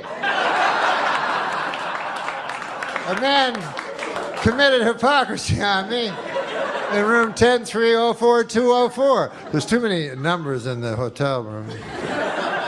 In my opinion, if you're going to fight the war on terror, a good place to start would be this nation's haunted houses. I've never asked you this before, and we've been good friends for many years. Okay, I made that up. But no. We haven't? No, we're friends. We're good friends. But I don't know what your... MacDonald, is that Irish? Is that Scottish? What's your ethnic background? My ethnic background is Polish. Are you really Polish? Wow. Polish people, I didn't realize that. Yeah. MacDonald, you don't... Well, my parents changed their names. They had to because of the constant ribbing they'd get for being Polish, you know. And so they changed their name to MacDonald. But, you know, it's one of the things that you can, you know, I mean, I get a little upset about it, you know. Because, you know, all the Polish jokes and stuff. stuff. You can't make jokes about other people, but for some reason you make jokes about Polish people, you know? Right. I don't like it. Right. You shouldn't. That sounds bad, yeah. I mean, I had an experience, you know. I go in and I order a Polish sausage, you know, from this guy, you know. And so the guy says to me, you must be Polish. And I said, come on, man. I mean, come on. Think about it, what you're saying. You know, I'm trying to knock some sense into this fellow's head, maybe give him a wider world view, you know? Sure, yeah. I said, you think because I order a Polish sausage, I'm Polish. I said, what if somebody came in here and ordered French toast? Would you think he was French, you know? Right. I mean, what if somebody came in here and ordered a Belgian waffle? Would you consider that guy a Belgian, you know? I mean, if a guy came in and ordered a German bratwurst, would you consider that fellow to be a German fella? Right. I said, what if a guy came in and ordered German potato salad? I suppose you'd think he was German too. Yeah? Yeah. You know, what if a guy... Wow, you talked to this guy for a while. I'm telling you, man. With racist, you have to get through You have to them. really get it into their head. Right. I said, if a guy came in and he ordered a Cuban hamburger, are you going to assume he's a Cuban? Right. I said, I think it is absolutely ridiculous that just because I come in here, I order a Polish sausage, why would you jump to the fact that I'm Polish? Right. And the guy says to me, well, first of all, it's a hardware store.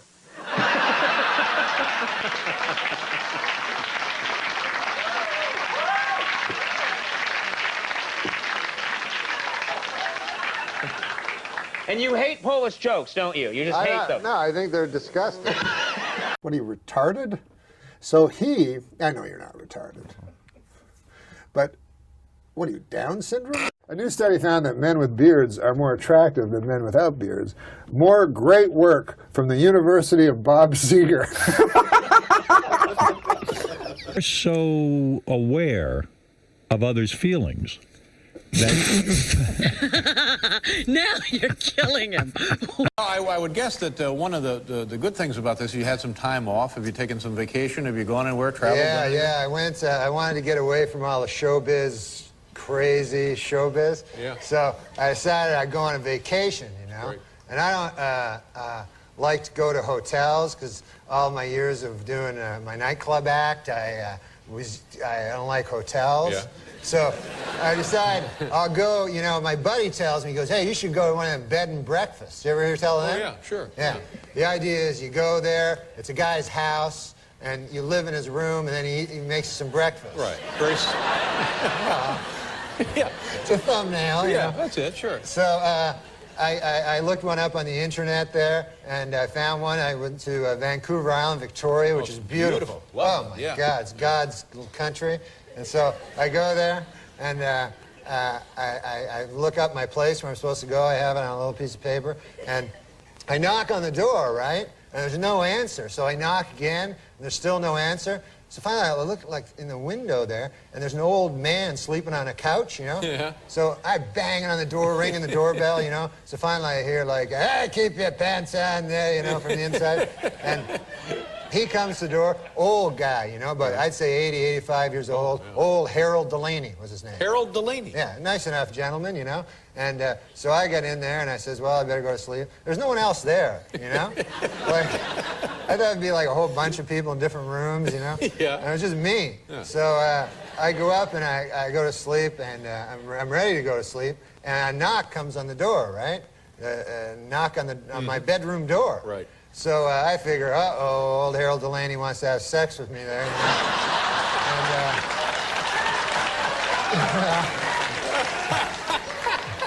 That's the first thought that went through your mind, huh? Well, I'm a young fella. These days, anything not a goes. bad-looking guy, sure, yeah. I'm not traveling alone, why not? Sure. And, of course, I didn't come to Victoria to have sex with old Harold Delaney. You know?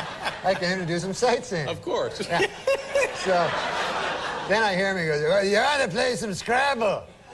Oh, Scrabble. Yeah, so I say, okay, that's good. Sure. I'll play some Scrabble. So I go down, and he pulls out this old Scrabble game there, and we start to play, you know, and I like Scrabble, you know. So I get the first turn, you know, because I picked the lower letter, and so I get the first turn. So I make rabbit, you know. Pretty good. It's a good word. And then I do it pretty quick. I take like a couple of minutes, and then old Harold Delaney, he takes like a half hour to like get his word, and the whole time he's not talking, he's not telling me old stories, because I like hearing old stories, you know.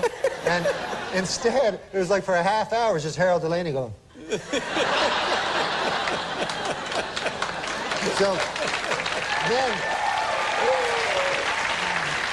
then after a half an hour of that, you know, I'm just sitting there, he comes up with his word, it's hat. That's his word, yeah. Hat. So he puts it, and he takes the word hat, and then he puts it like way in the corner on that triple letter score. Right. The triple word, the red one that you want to get to. Yeah, sure. But you can't just put it there. No, it's got to have some relation to rabbit. Yeah. Yeah. You got to move up there, you know, and finally get to there. But instead, he just puts it right there. Oh, no. So I go, all right, you know.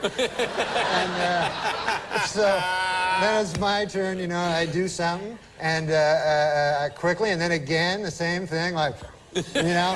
And then time going by, and then every word, and I was coming up with good words, you know. I had sleigh, you know, a sleigh ride, and avocado. Whoa. It was a 7-letter word. Yep. You get 50 extra points. I'm still way behind him. He's just freelancing the board. Yeah. Yes. And so finally I decided I'm gonna I gotta say something, you know? So and all his words were like cup and hat, and I think it was just like things he'd see around the room, you know? And so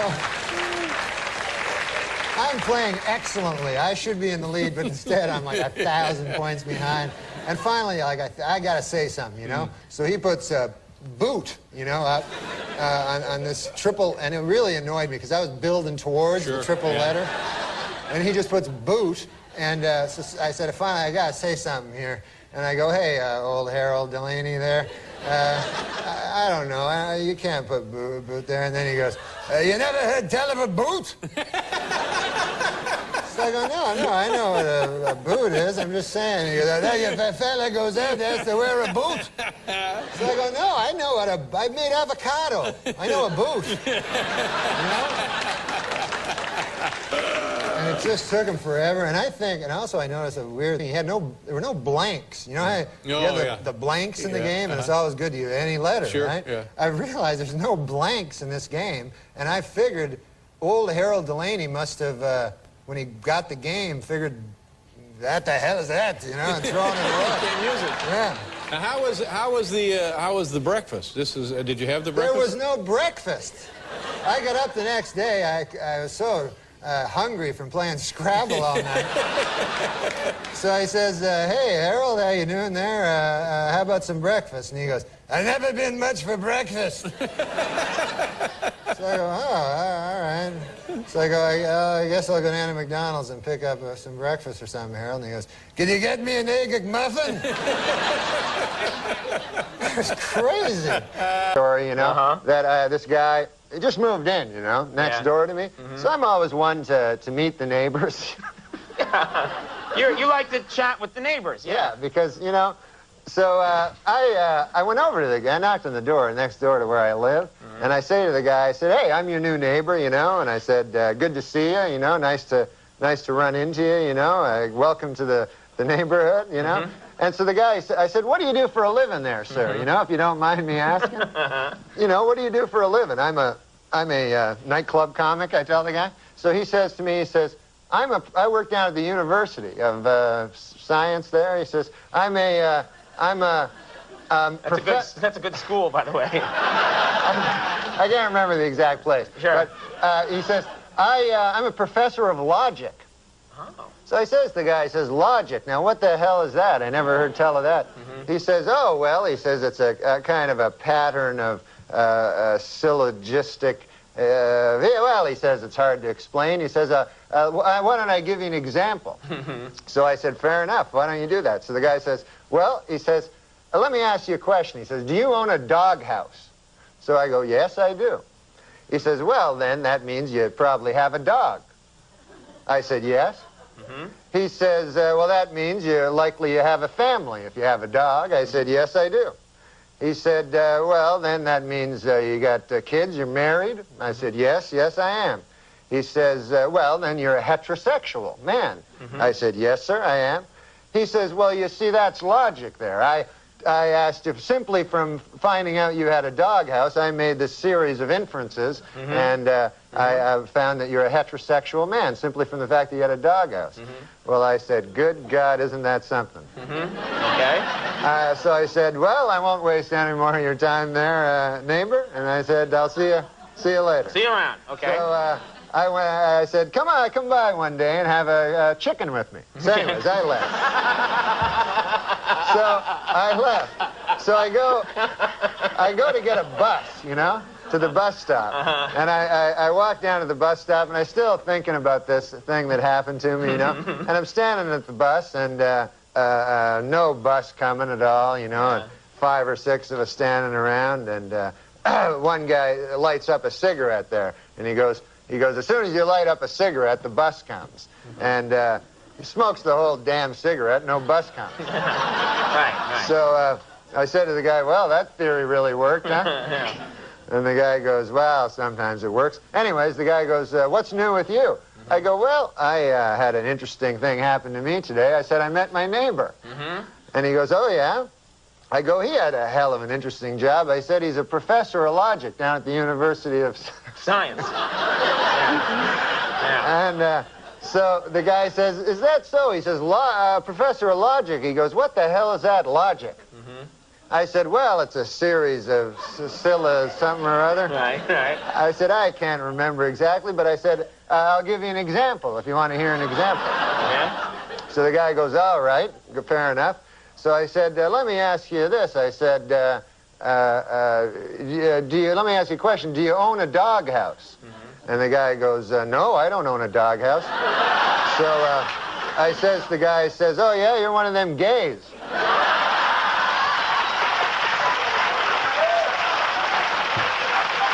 And it worked, right?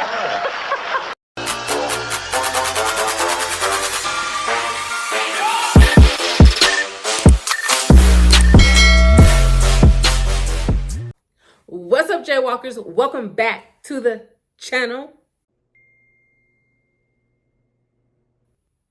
What's up, you guys? Welcome back. So today I am reacting to a highly requested video. I have no particular shout out because so many people requested that I react to this bit. And this is Norm MacDonald, and this is the 12-minute joke. So, without all of my chit-chat, let's just get right into the video and see what Norm MacDonald is talking about. So, are y'all ready? Because I'm ready. Let's go. Oh, wow. So Norm MacDonald, he has it all mapped out. I like Norm. Hey, we got to do some more Norm MacDonald. This is my first reaction to him, and he's very funny. I enjoyed it. Thank you for the great recommendations, you guys. It makes my reactions easier because I'm able to laugh. Every comedian that I've been recommended has been really, truly funny. With that being said, you guys, I got to move on to the next reaction. Peace and blessings to you all, and I love you guys. Mwah.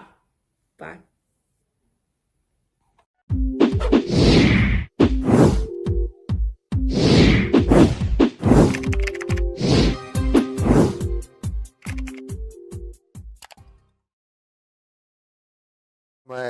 I find like some things are too.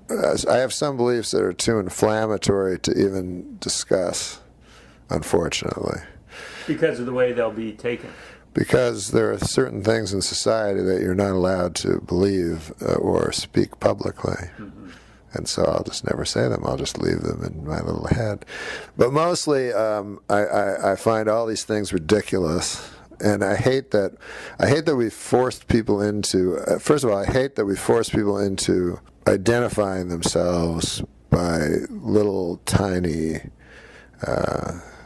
because we oppress people, we further oppress them by forcing them to identify themselves as what I consider less than human. So if someone says, I am proud to be black, I go, that's too bad for that guy, because it's a retarded thing to be proud of. We see it with white power. If someone says, I'm proud to be white, we see how ridiculous that sounds. Mm-hmm. But we don't see it when a person says, because they've been oppressed, I'm proud to be black. But it is ridiculous. We've pushed them into a corner where now they're going to spend their whole life identifying themselves by the pigment of their skin, which is a sad waste of life. Or if you say, I'm proud to be gay, that's what I am, and that's how I'll live my life. Well, boy, you're really limiting yourself there, and it's too bad. And I know you've been forced into it by being pushed down and oppressed, but it's still very, very sad. And I don't think of myself as Canadian, and I think it's a terrible thing to say you're proud to be a Canadian or proud to be an American. I think all that stuff is nonsense. You're proud to be. You may as well be proud to have lungs. You know, you didn't accomplish nothing. You know, you're just born somewhere, or you know, you were just born with a skin that's a certain color, or born, you know, with a sexual attraction to a certain type of person. That stuff's it's all just little miniature things in life that are so unimportant. And when people try to tell me that God is not important, but that this nonsense is important, I couldn't disagree more. This nonsense being life. Not being life, being the tiny gossip of life. Like to me, saying I'm proud to be Asian, you may as well say I'm proud to have a green shirt. I don't know what the fuck you're so proud of. So I think as far as the question of God goes, I wish that science, which is supposed to explore these things, refuses to explore the fundamental question that is of interest not only to religious people, but intensely to atheists as well. They spend a lot of time thinking about something they don't care about, or they pretend they don't care about. That science should spend all their time. I mean, they spend time trying to find new galaxies, as if that's important. Since God's an unproven thing, just a hypothesis at this point, I think it would be good to study it. Well, but it can't in the scientific process. There has to be something there. How could you even go about? I mean, they've gone through space. They didn't find God floating around. How could you possibly test it scientifically? They just say it's unknowable. It's beyond our area of what we can know, right? It's a belief. It's a faith. Well, that's what they say because they're thinking in evidentiary ways, but the scientific That's method. what science is. But the scientific method, first of all, the scientific method always begins with intuition. Always. Einstein used intuition. He did not study things objectively and find things. He was struck with something and then followed that notion that he had, or whatever you call that. I call it intuition. You could put divine roots to it if you wanted to too, but that's how things are, that's how important things are discovered. And obviously there is an enormous intuition amongst every person that has ever lived that God exists. But it has to go beyond intuition into the whole scientific community verifying it or falsifying it. So it starts with that intuition, but then there has to be something there. There has to be some facts. No, not necessarily. For instance, if you have a deep intuition that cigarettes cause cancer, which is still unproven, by the way, then you don't need evidence. And if in a court of law, you certainly don't need evidence. You don't need a body. You don't need to find a dead body. If something, if all things point to something, I don't know. I have very strong belief in intuition, and I just find it interesting that something that everyone believes, some people pretend not to. I just find that very, very interesting. That's all. It's not everyone, then. It's yeah. I think that's like, for instance, I'll tell you this. For instance, if you see an atheist, you will never see an atheist argue that God doesn't exist because the tenets of Scientology are absurd. They will always pick Christianity. So it's very interesting that they choose the God that they decide doesn't exist, which means really they're choosing the God they think exists. No, I don't think that's the case. If you read some atheists, they'll say that Zeus doesn't exist. That, I mean, the Christian God doesn't exist. That any of the gods you can think of don't exist.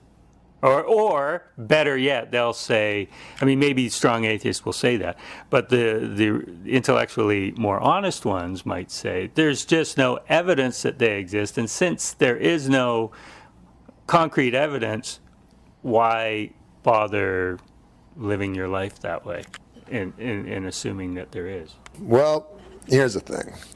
Science has only proven maybe, I think, 4 things in the history of science. So that's why there's a theory of evolution, even though evolution is I think certain. It certainly happened. I think evolution certainly happened. Now, I could say to you if I wanted to that it is a theory because they haven't proven it. But I believe it. They use theory differently in science. Yeah. It doesn't mean the same as, oh, I have a theory that, whatever. They use it because they have strict rules on what makes a law. Right. And it's almost, impossible for anything to become a law. But scientists will believe that, it is 99.9% sure, given that there is evolution, but they're always open to new evidence, and they have to be. And, and when you talk about Copernicus I don't know if they're open to new evidence. When I hear Stephen Hawking say there is no God, I go, what kind of scientist is that? I mean, I heard him say that. I heard him say there is no God. It's a fairy tale. That's not a scientist to me. Well, that's one scientist. So the scientific community is everybody. Stephen Hawking's. Yeah. That's the preeminent physicist in the entire world, is saying something out of obvious prejudice. Did you hear the whole quote, or is this like an Adam Carolla thing? No, I didn't hear the whole quote. No. You read it on Facebook? No, I did not hear the whole quote, to be fair. But I was kind of shocked that that science says, like, we've given up.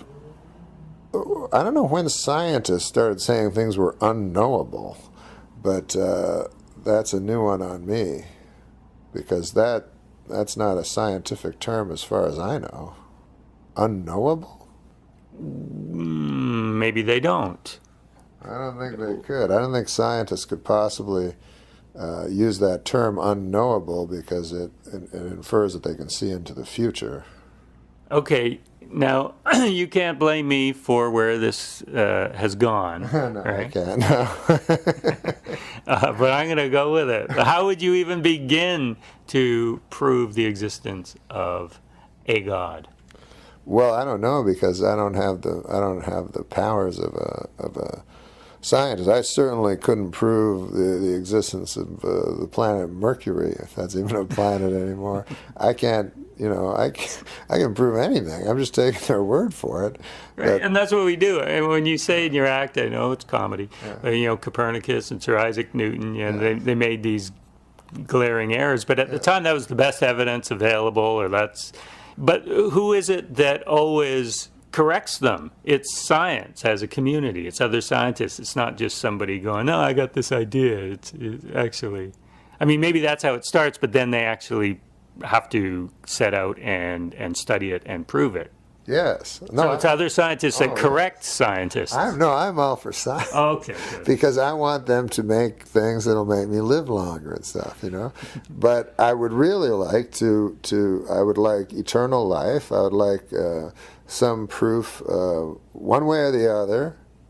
If prove it that God doesn't exist, I don't care what you prove. Like, at least prove one of them.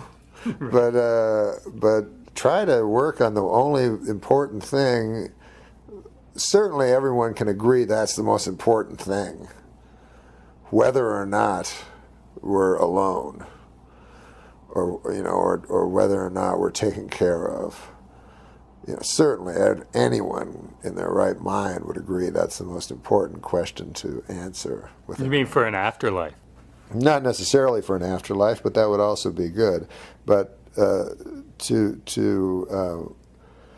without God, there's no purpose. I don't care what anyone pretends otherwise. But it's highly, highly irrational to say that there's purpose without God, because there simply isn't. Right, but it's not a bad thing to have no purpose. We're born, we die. It was nice. No, that's fine, but that's not what most atheists proclaim. But no, if that were the case, that would be fine as well. But most atheists proclaim that there can be purpose in life without God. Well, you make your own purpose, right? Or not, whatever, but you're just here for however long you're here. Yeah, but I don't believe you can make your own purpose any more than I believe... so a greater purpose. No, I just think obviously a fucking dog can't make his own purpose. So, or an ant, or a honeybee, you know what I mean?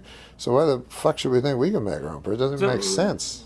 So define purpose. Again, it's this idea that man is somehow important. It's this crazy idea that both highly religious people have and atheists have, that man has some quality to them. Atheists have this idea that they can't quite resolve within themselves, that man is divine, but they can't say divine because that means God. But they believe it. They don't believe they're equal. Man, no man, I don't care what they say, no man believes he's equal to an animal or an insect. No man. I don't care if he lives on top of a mountain with snow and shit, he still doesn't believe he's an insect. Seems like this is a reaction against certain atheists who have certain arguments, but that shouldn't affect how you believe. No, it doesn't affect how I believe. Okay. No. I don't believe. I know. It's a different, and because I believe intuition is everything to me. more than my mind, because my mind can play tricks on me, and my mind is very easily swayed by others and so forth. I personally believe that there's something else other than the mind that you can't talk me into murdering somebody with your atheistic idea that what does it matter one way or the other. I could read all the existential literature of all time, I still wouldn't kill someone. Take some bath salts, though. It's good of you to try to help make this funny at some point. Your intuition must have been proven wrong at some point in your life. Yeah, no, that's true. That's very true. Like, but not the real deep intuition that stayed. Like, I often would find myself like very heavily influenced by culture, or whatever you want to call it, or social, whatever those words are. Where I sometimes, I remember when I realized I didn't like sunsets at one point in my life, and I was like, what the fuck am I looking at this shit? I don't even like it. And I realized that I just thought I liked it because I was told they were supposed to be beautiful or something. And I remember, because I was with my kid, and I was looking at this stupid fucking sunset, like I wasted my time so often looking at it, and I was like, I don't even like this shit, why the fuck?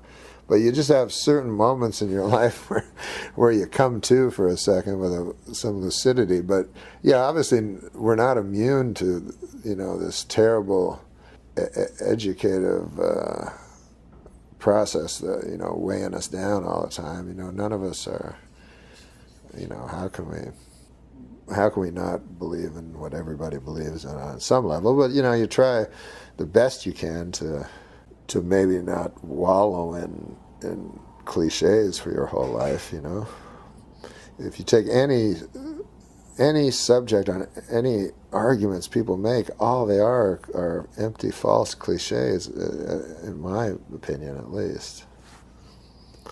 I don't know, though. You ever talk about this on Letterman? Look, man, I wanted to be funny. We fucked up somewhere along the way. No, I love it. But as you say, after you were on Maron and people were talking about, oh man, it blew my mind how sensitive Norm was, and you said, like, yeah, anytime a comedian is I forget how you worded it. Because there's a lower bar with comedians that if they say something that's halfway fucking makes any sense at all, because same with an actor.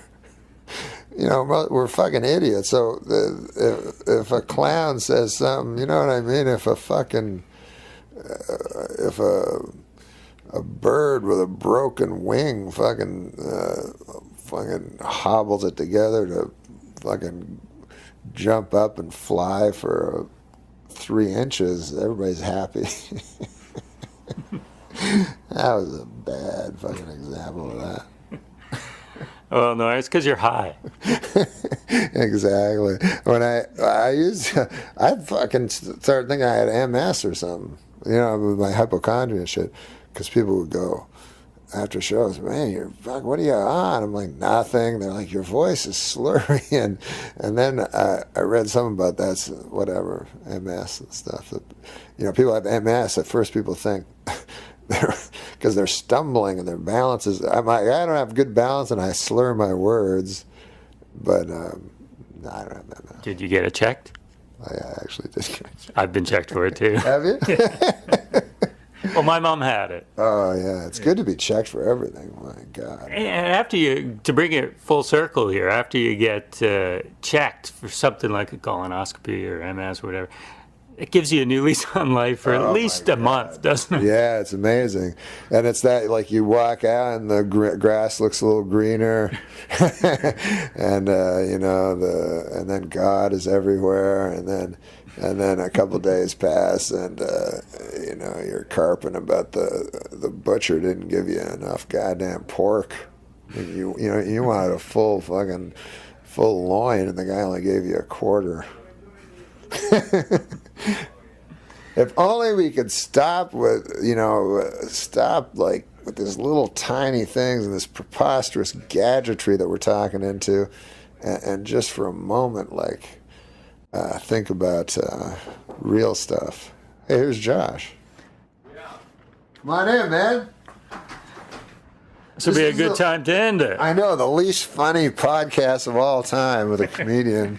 Thank made you, history. Norm. Thanks, guy.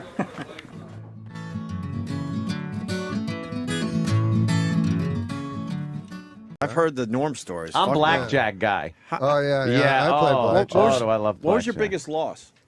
Do you talk about it? Nah. Not really, huh? Nah. I don't blame you. A lot. It was a lot. Yeah, you're over it though. I did a stupid thing one time. Okay, he's ready to talk.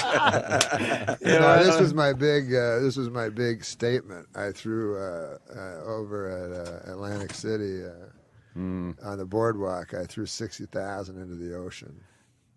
No way. Yeah, to quit. That was my thing. I'm going to quit. Why didn't you just quit and keep the 60? It was supposed to be like I felt like I was in a movie. Wow. That was a symbolic kind of a thing. Like, was it money or chips? That was What's money. that? Was it money? Holy shit.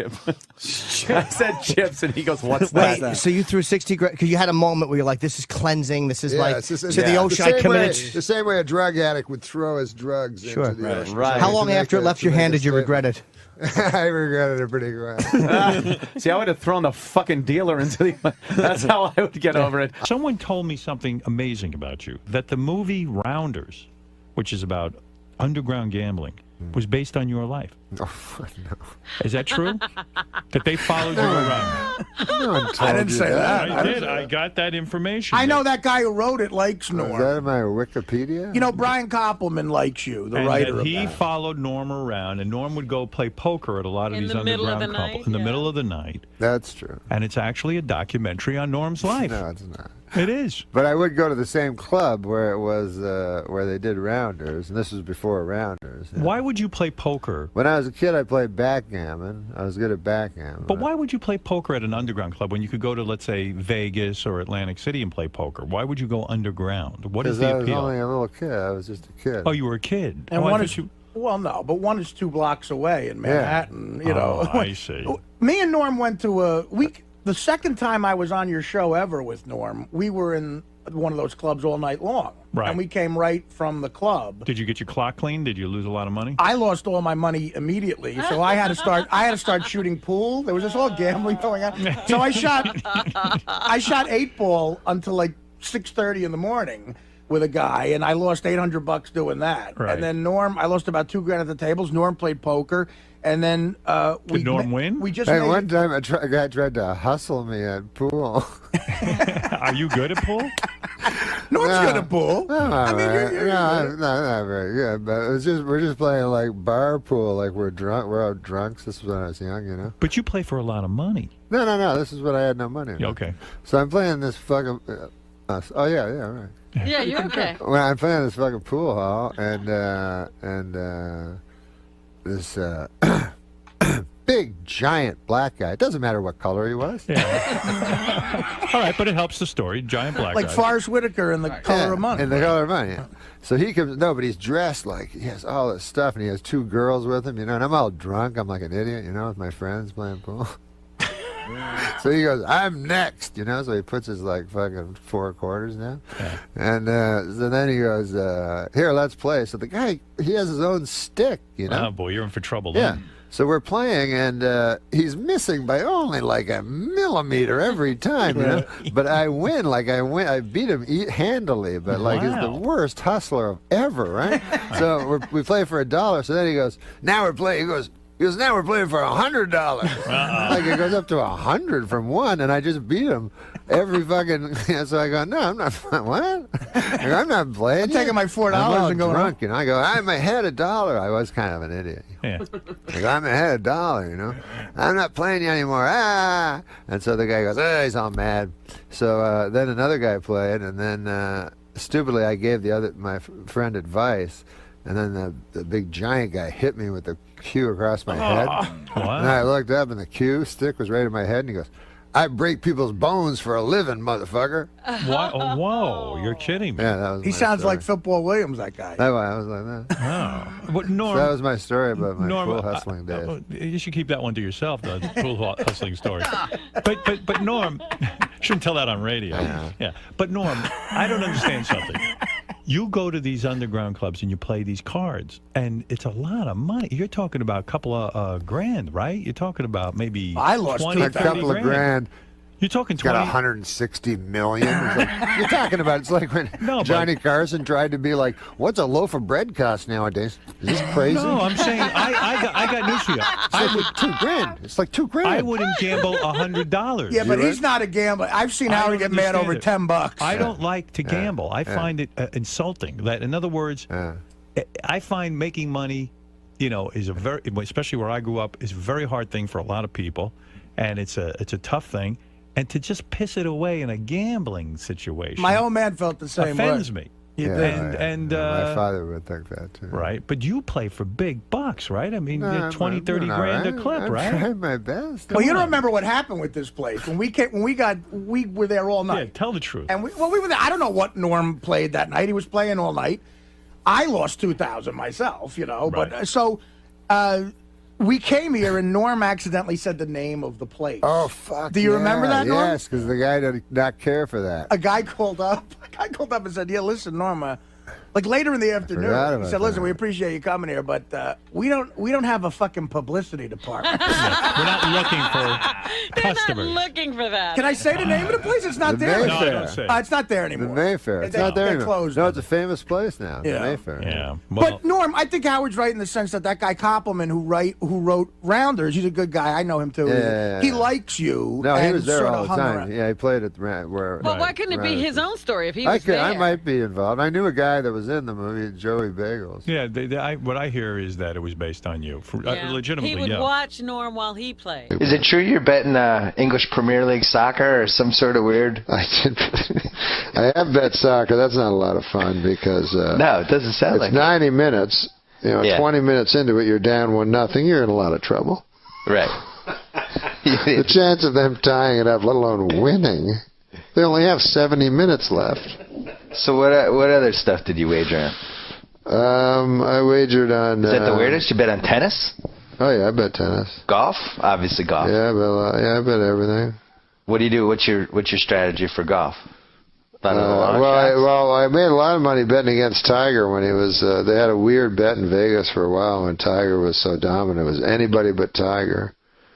Oh, I like that. And the odds were always skewed because they know that people always thought Tiger was going to win. Right, so the odds would be you get him at 1-2 or something like that. Yeah. Because everybody would go into the sports book like tourists and go, hey, I can bet on Tiger plus that pays 2.5 to 1. That's a good deal, That's what how they also get the Red Sox and the Cubs fans that way.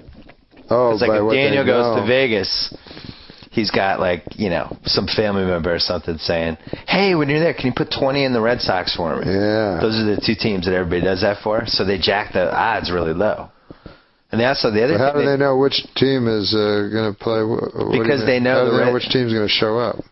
Their goal with the futures. Oh, you mean not if they're playing each other, but no, yeah, the future, the World Series. Oh yeah. Yeah, put 20 in. Oh yeah, of course, the odds would be low. Yeah. And the other team they do that with, the Lakers. Right. Because you get so much people driving in from Los Angeles to Vegas, so they know they can skew the odds. Yeah, that makes basically sense. toward the Lakers. Hey, what about this? What if I always wondered this. When you drive from Vegas from Los Angeles to Las Vegas. Yeah, usually. And then there's that thing where you hit the Vegas border. Yeah. And it's a casino, right? I don't know what that town's called, but as soon as you cross. It's that town. It's like for people who have such bad gambling problems, they can't wait to get to Las Vegas. I got to pull off now and bet. I can't. But don't you think it's happened where a person has flown in from some former country, got to L.A., driven, seen that, figured it was Vegas.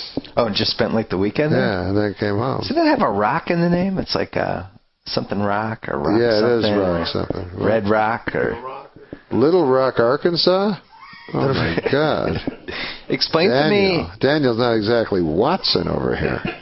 Norm was on my late night show and always an amazing guest and some of my favorite moments. And he's in the makeup room getting made up. And, you know, the band's playing. I'm about to go out and start the show. But I go in just to say, hey, to Norm. And what I want to do is make sure, I like to get in sync with people a little beforehand, just make sure that, you know, we're both on the same page, get a good groove going. So I go in, the band's playing, and Norm's always grinning like, hey, Norm, good to see you. And he's like, hey, can you back out of the way? I'm trying to see the television set. Can you back up there, Conan? And the TV's on. And so I sort of back out of the way, and I realize he's watching some college basketball game, and he's watching it. It's towards the end of the game and all this. And I go like, okay, well, anyway, good. And he goes, can you be quiet?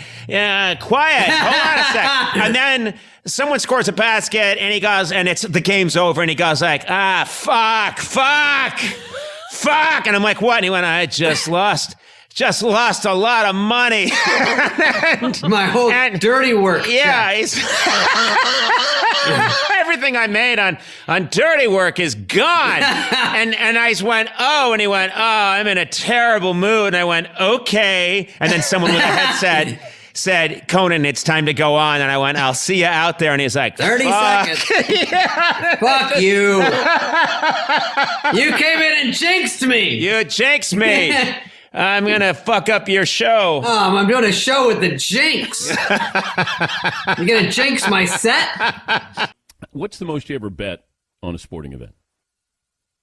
Oh, my God. I don't know, probably 100,000 or something like that. Wait, what game? It was actually the worst beat of the century. It was pretty bad. The Mets, I had the over, which I think was 7, and no,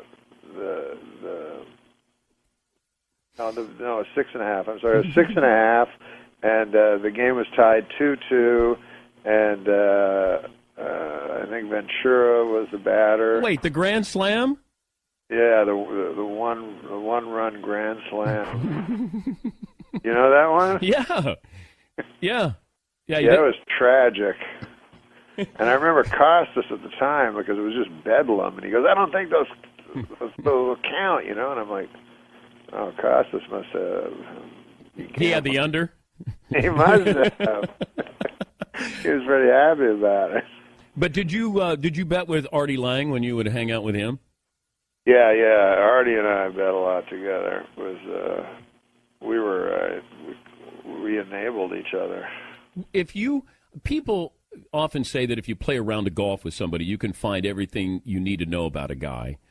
If I said, could you find out that same amount of information as to how competitive, does he cheat, fun guy, does he have beers, smoke cigars? Could you have that same kind of feeling about a guy playing poker? Well, not as much because, lying's part of the game and so forth.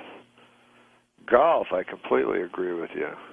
You can when find I play out. Golf, I count every stroke, and it maddens me, when people don't. What got you I read interested a thing in Golf Digest once. Actually, it was Jack Nicklaus, Gerald Ford, and Jimmy, what's his name, Clinton were playing a round of golf, and it was really funny because Clinton, allegedly a scratch player, just cheated the whole time. And so, he'd be in the woods and everything, and he was one of these guys who'd get up on the green and then start counting after, give me a birdie, give me a bogey or whatever. And the other guys were just fuming about it, I did not cheat. I did not.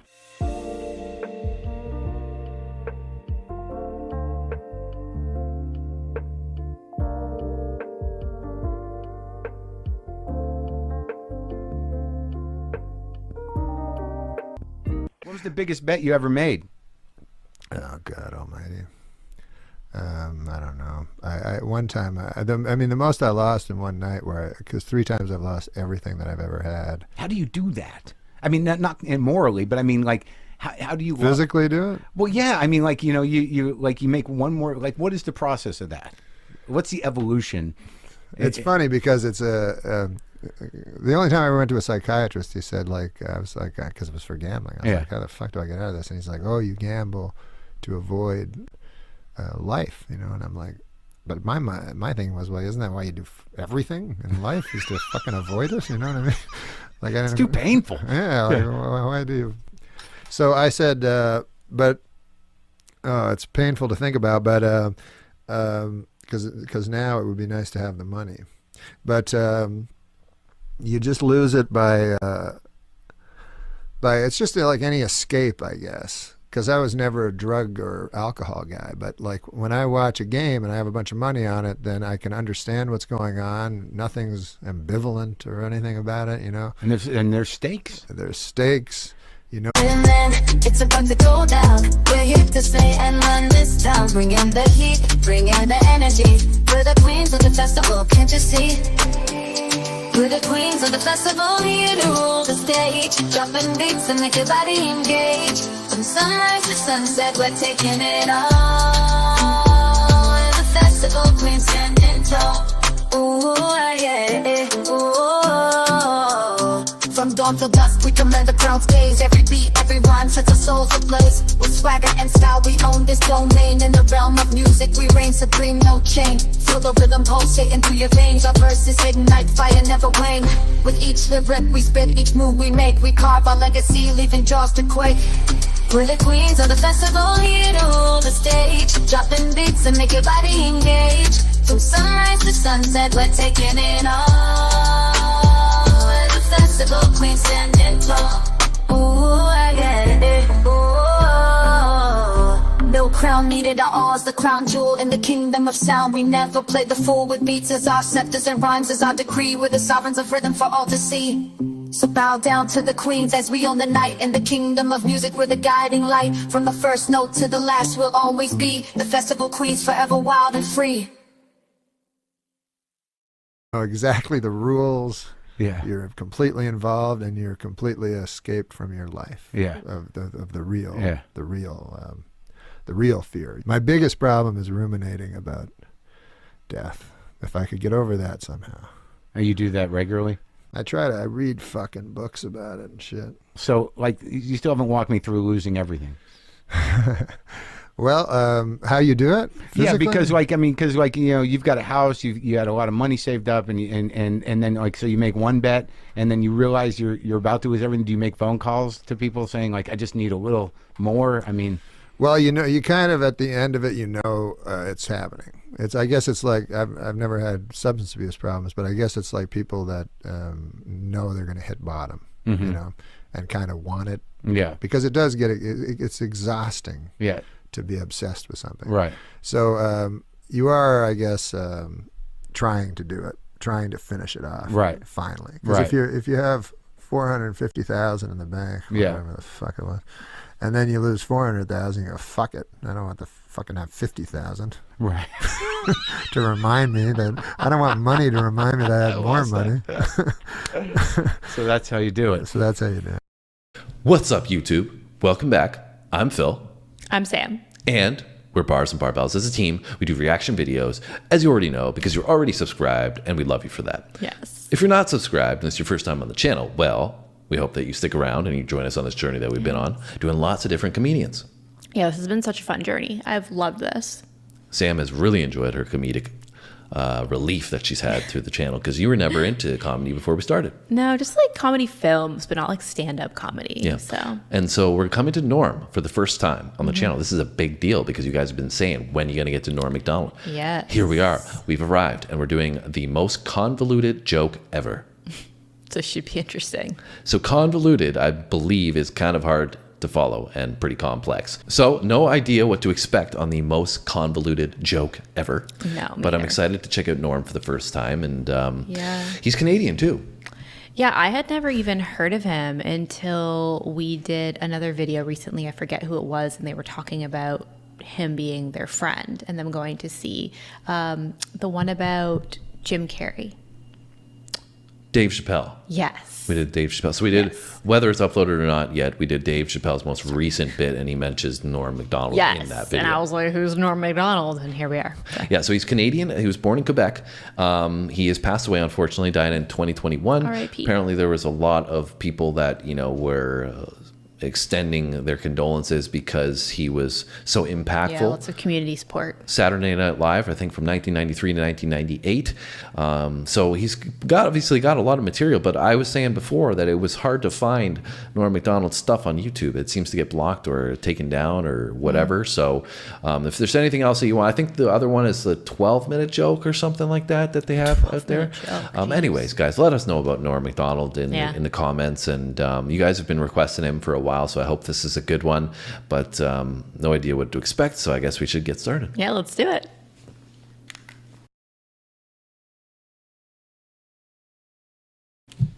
There was a fella went by the name of Jacques de Gautier. And he was from Témiscamingue, Quebec. Hometown. And Jacques de Gautier, he was a fella that really thought. And he was smart, he was our hope, I guess. And he was, while I was scrabbling to get out of high school, Jacques Zagatineau had already... I think you just changed his last name. I thought he did that. I was like, that's slightly different. I was like, are we talking about a different person now or what? Well, a man grows.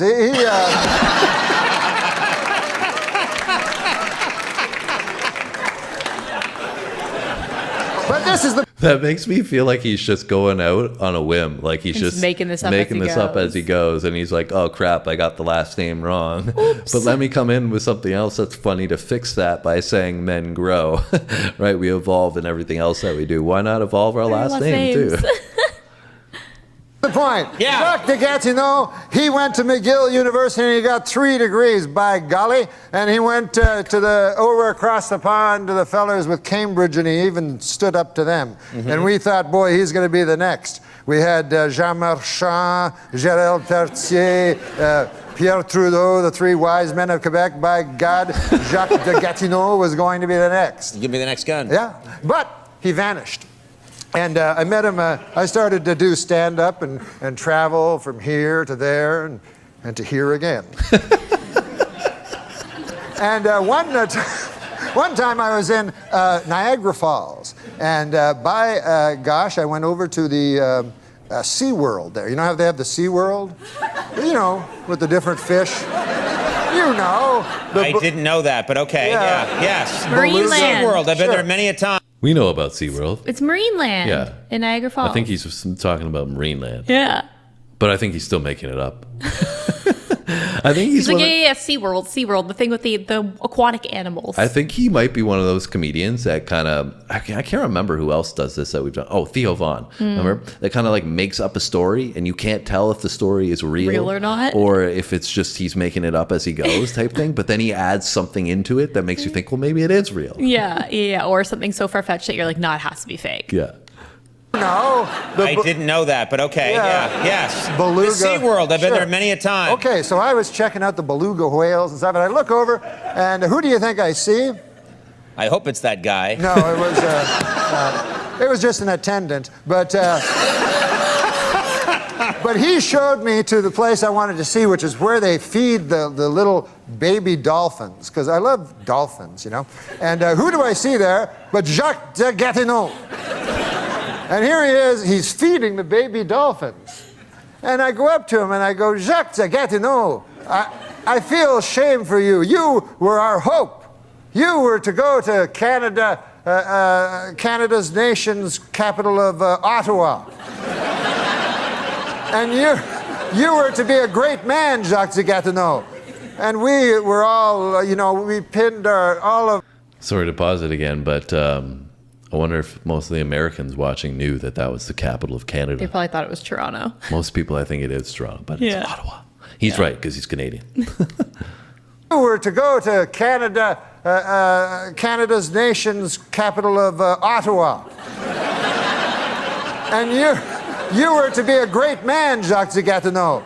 And we were all, we pinned all of Témiscamingue, Quebec, pinned our hopes on you. Now that's a hell of a burden for a man to have a town's hope pinned on them, isn't it, Conan? It is a big burden. So he was feeding these baby dolphins, and I said, I'm ashamed of you, Jacques de Gatineau. You could have done so many great things. And he said, I think I'm serving a youthful porpoise. Now I believe that...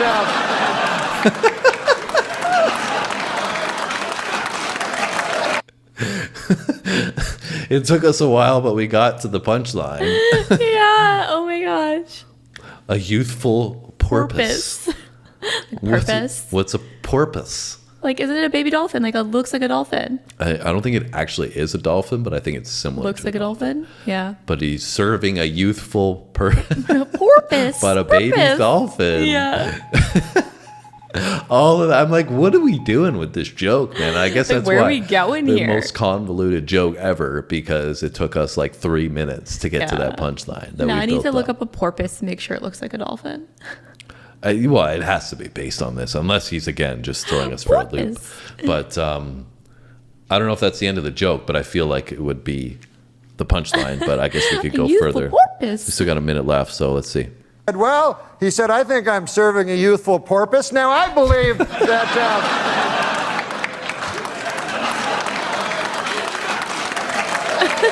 He's looking around and like, you guys get it? No! Did you get it? No! I knew that was going to happen. I knew that was You going to happen. don't encourage that! It's like... That was a 40-minute story! It's like somebody... Youthful porpoise? Youthful porpoise? Yes! Not porpoise. I don't know! Good God! I know, that was way out of line. No, that was way out. Who are Like you to somebody criticize Oscar Pistorius? It's like somebody saying, I got to show you something. They take you on a 4-mile hike to show you a dog turd.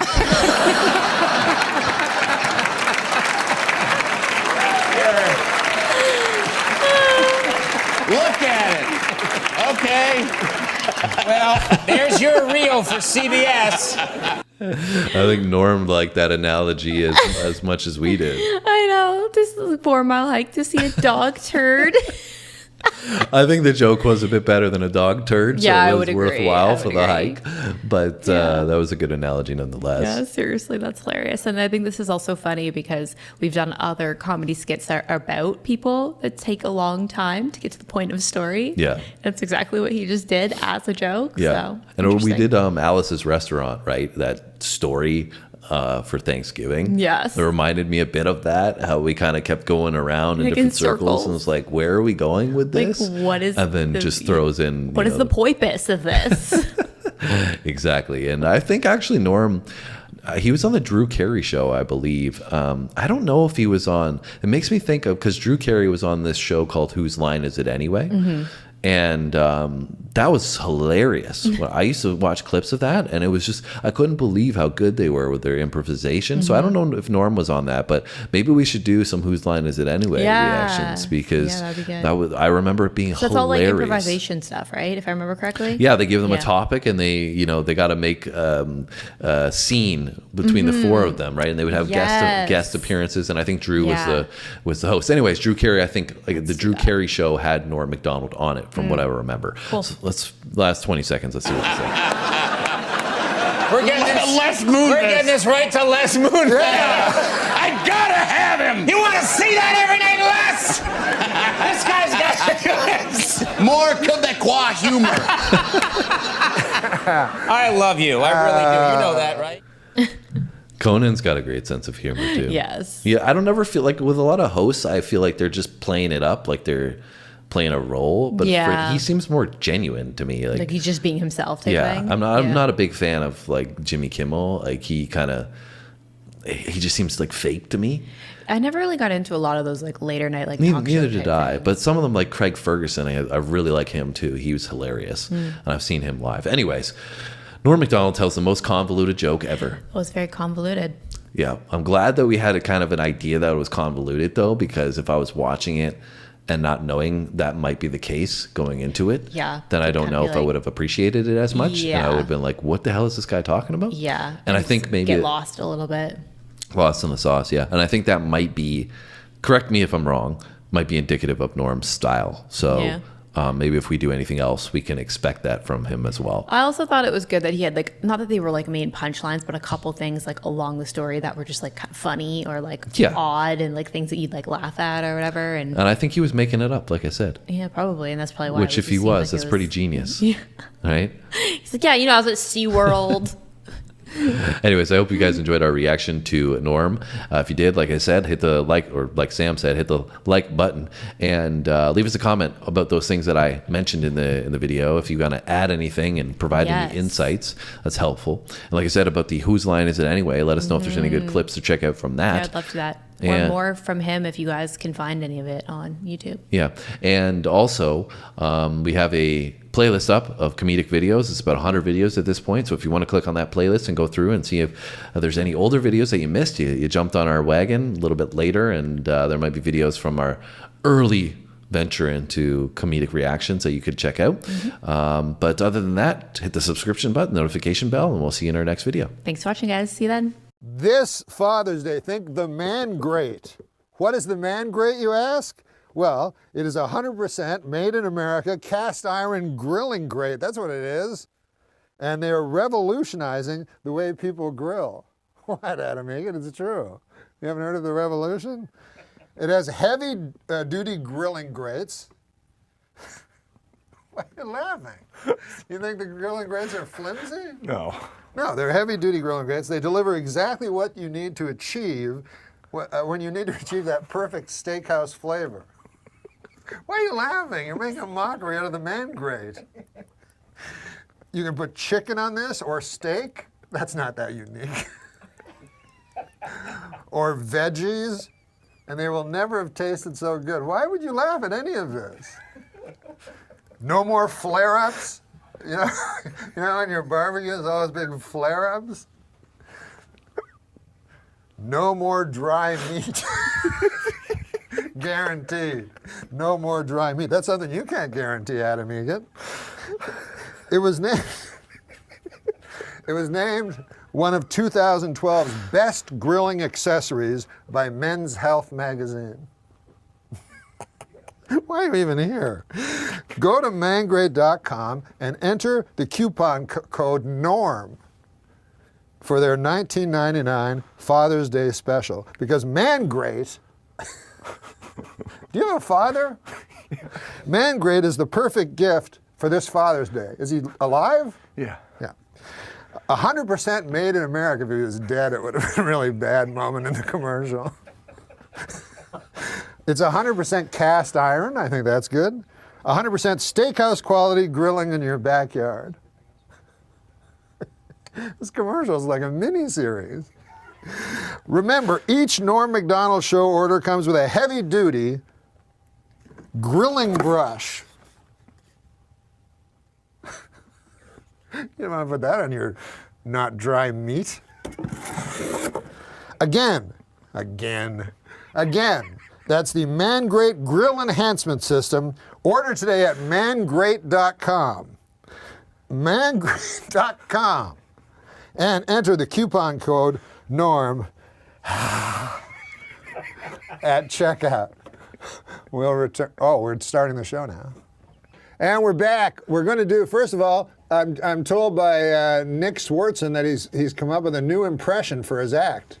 Known for his impressions. What is it again? This is Mr. Furley talking to the 20-year-old girl he just woke up next to. Or no, he's in the middle of sex with her. I'm coming in your butt! Oh my God. Well, listen, man. Hey, your mouth is my toilet!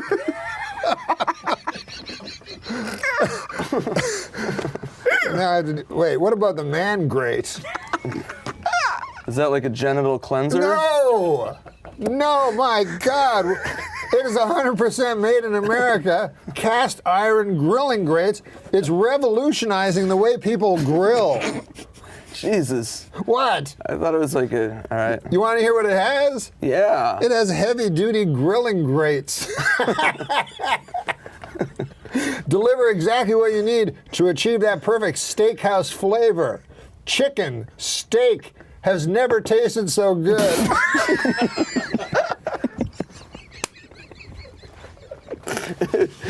Listen, no more dry meat. That's what the girl said to Mr. Furley. Oh, come on now. Come on now. Hey, it was named one of 2012's best grilling accessories by Men's Health magazine. Man grates, there's more fucking facts about the man grate than about Nick. Man grates are the perfect gift for Dad this Father's Day. Your dad's alive? No. Fuck. God damn it. I'm sorry about your dad. That's fine. Go to mangrate.com and enter the coupon code NORM for their $19.99 Father's Day special. 100% made in America. 100% cast iron. Hey, how about this? Each NORM MACDONALD show order comes with a heavy-duty grilling brush. Jesus. What? Man, great. What do you think of that? I think it's great. Yeah. Yeah. Again. Again. That's the Man Great Grill Enhancement System. Order today at mangrate.com and enter the coupon code NORM at checkout. Now you're gonna. It weighs a lot of pounds. Is that heavy? Yeah. Listen, man, what was that fucking Vegas story? Jesus Christ. Sorry. What is in that? Well, what the fuck was that Vegas story? But first, before the jokes, we're going to talk about Man Grate. Have you heard of the Man Grate? Yes, I have. You have? Yeah. Where'd you hear about it?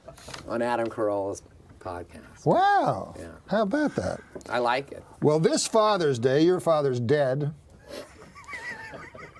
But you have children. You are a father. Yes, and I'm not dead. Yes, and I bet you'd like a Man Grate. Are you going to give me one? Huh? Are you going to give me No, no, your son would have to get it for you. What the fuck am I going to buy you a Father's Day present for? Is Father's Day coming up? Father's Day's next week.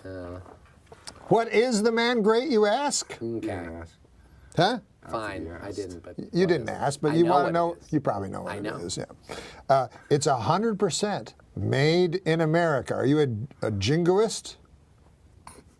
What is that? Someone who only loves things made in America? No. But it's a nice thing. Yeah, yeah. And take a look. It's cast iron. It's cast iron. Iron? Cast iron grilling grates that are kidding when you say iron? You know what? Don't be like fucking Larry King. That motherfucker, I say iron and he's up my asshole for fucking 4 days. I heard you had Larry King on here. Cast Your iron. show that's amazing, by the way. No one gets on Larry King. Larry King gets you. Cast iron grilling grates. Look at that.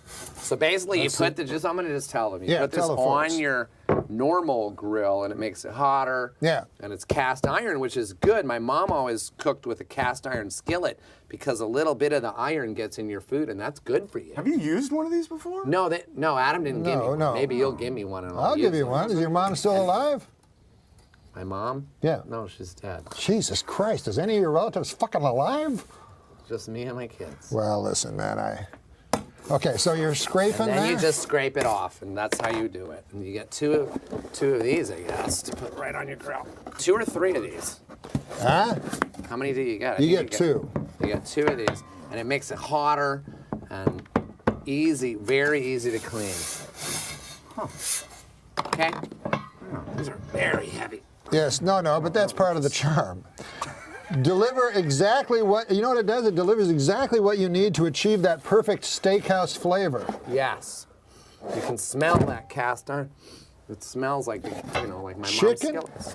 Chicken and steak have never tasted so good. Yes. No more flare-ups. What do you think of that? That's good. No more dry meat. Nope. What do you think of that? Good. You want your meat juicy. Oh, come on now. Don't make it sound like a fucking fat, plumpy, delicious cock. Go to mangrate.com and enter the coupon code NORM for their $19.99 Father's Day special. 100% made in America, 100% cast iron, 100% steakhouse quality grilling in your backyard. Remember, each Norm MacDonald Show order comes with a heavy-duty grilling brush. Again, that's the Mangrate Grilling Enhancement System. Order today at mangrate.com, and enter the coupon code NORM at checkout. Thank you, Andy. That's yours. You just threw your own going away present with contempt to the floor. Okay, But it's going to be a good Father's Day for in your household. Look at that. Those things are dirty. No. That's from the iron. Are you sure? Yes. Well, it's not from my cock. What? I just went to the bathroom. You say cock so much. It takes forever, not forever, but it takes years of training to get a pilot's license. But it only takes a couple of minutes to steal a pilot's jacket and hat.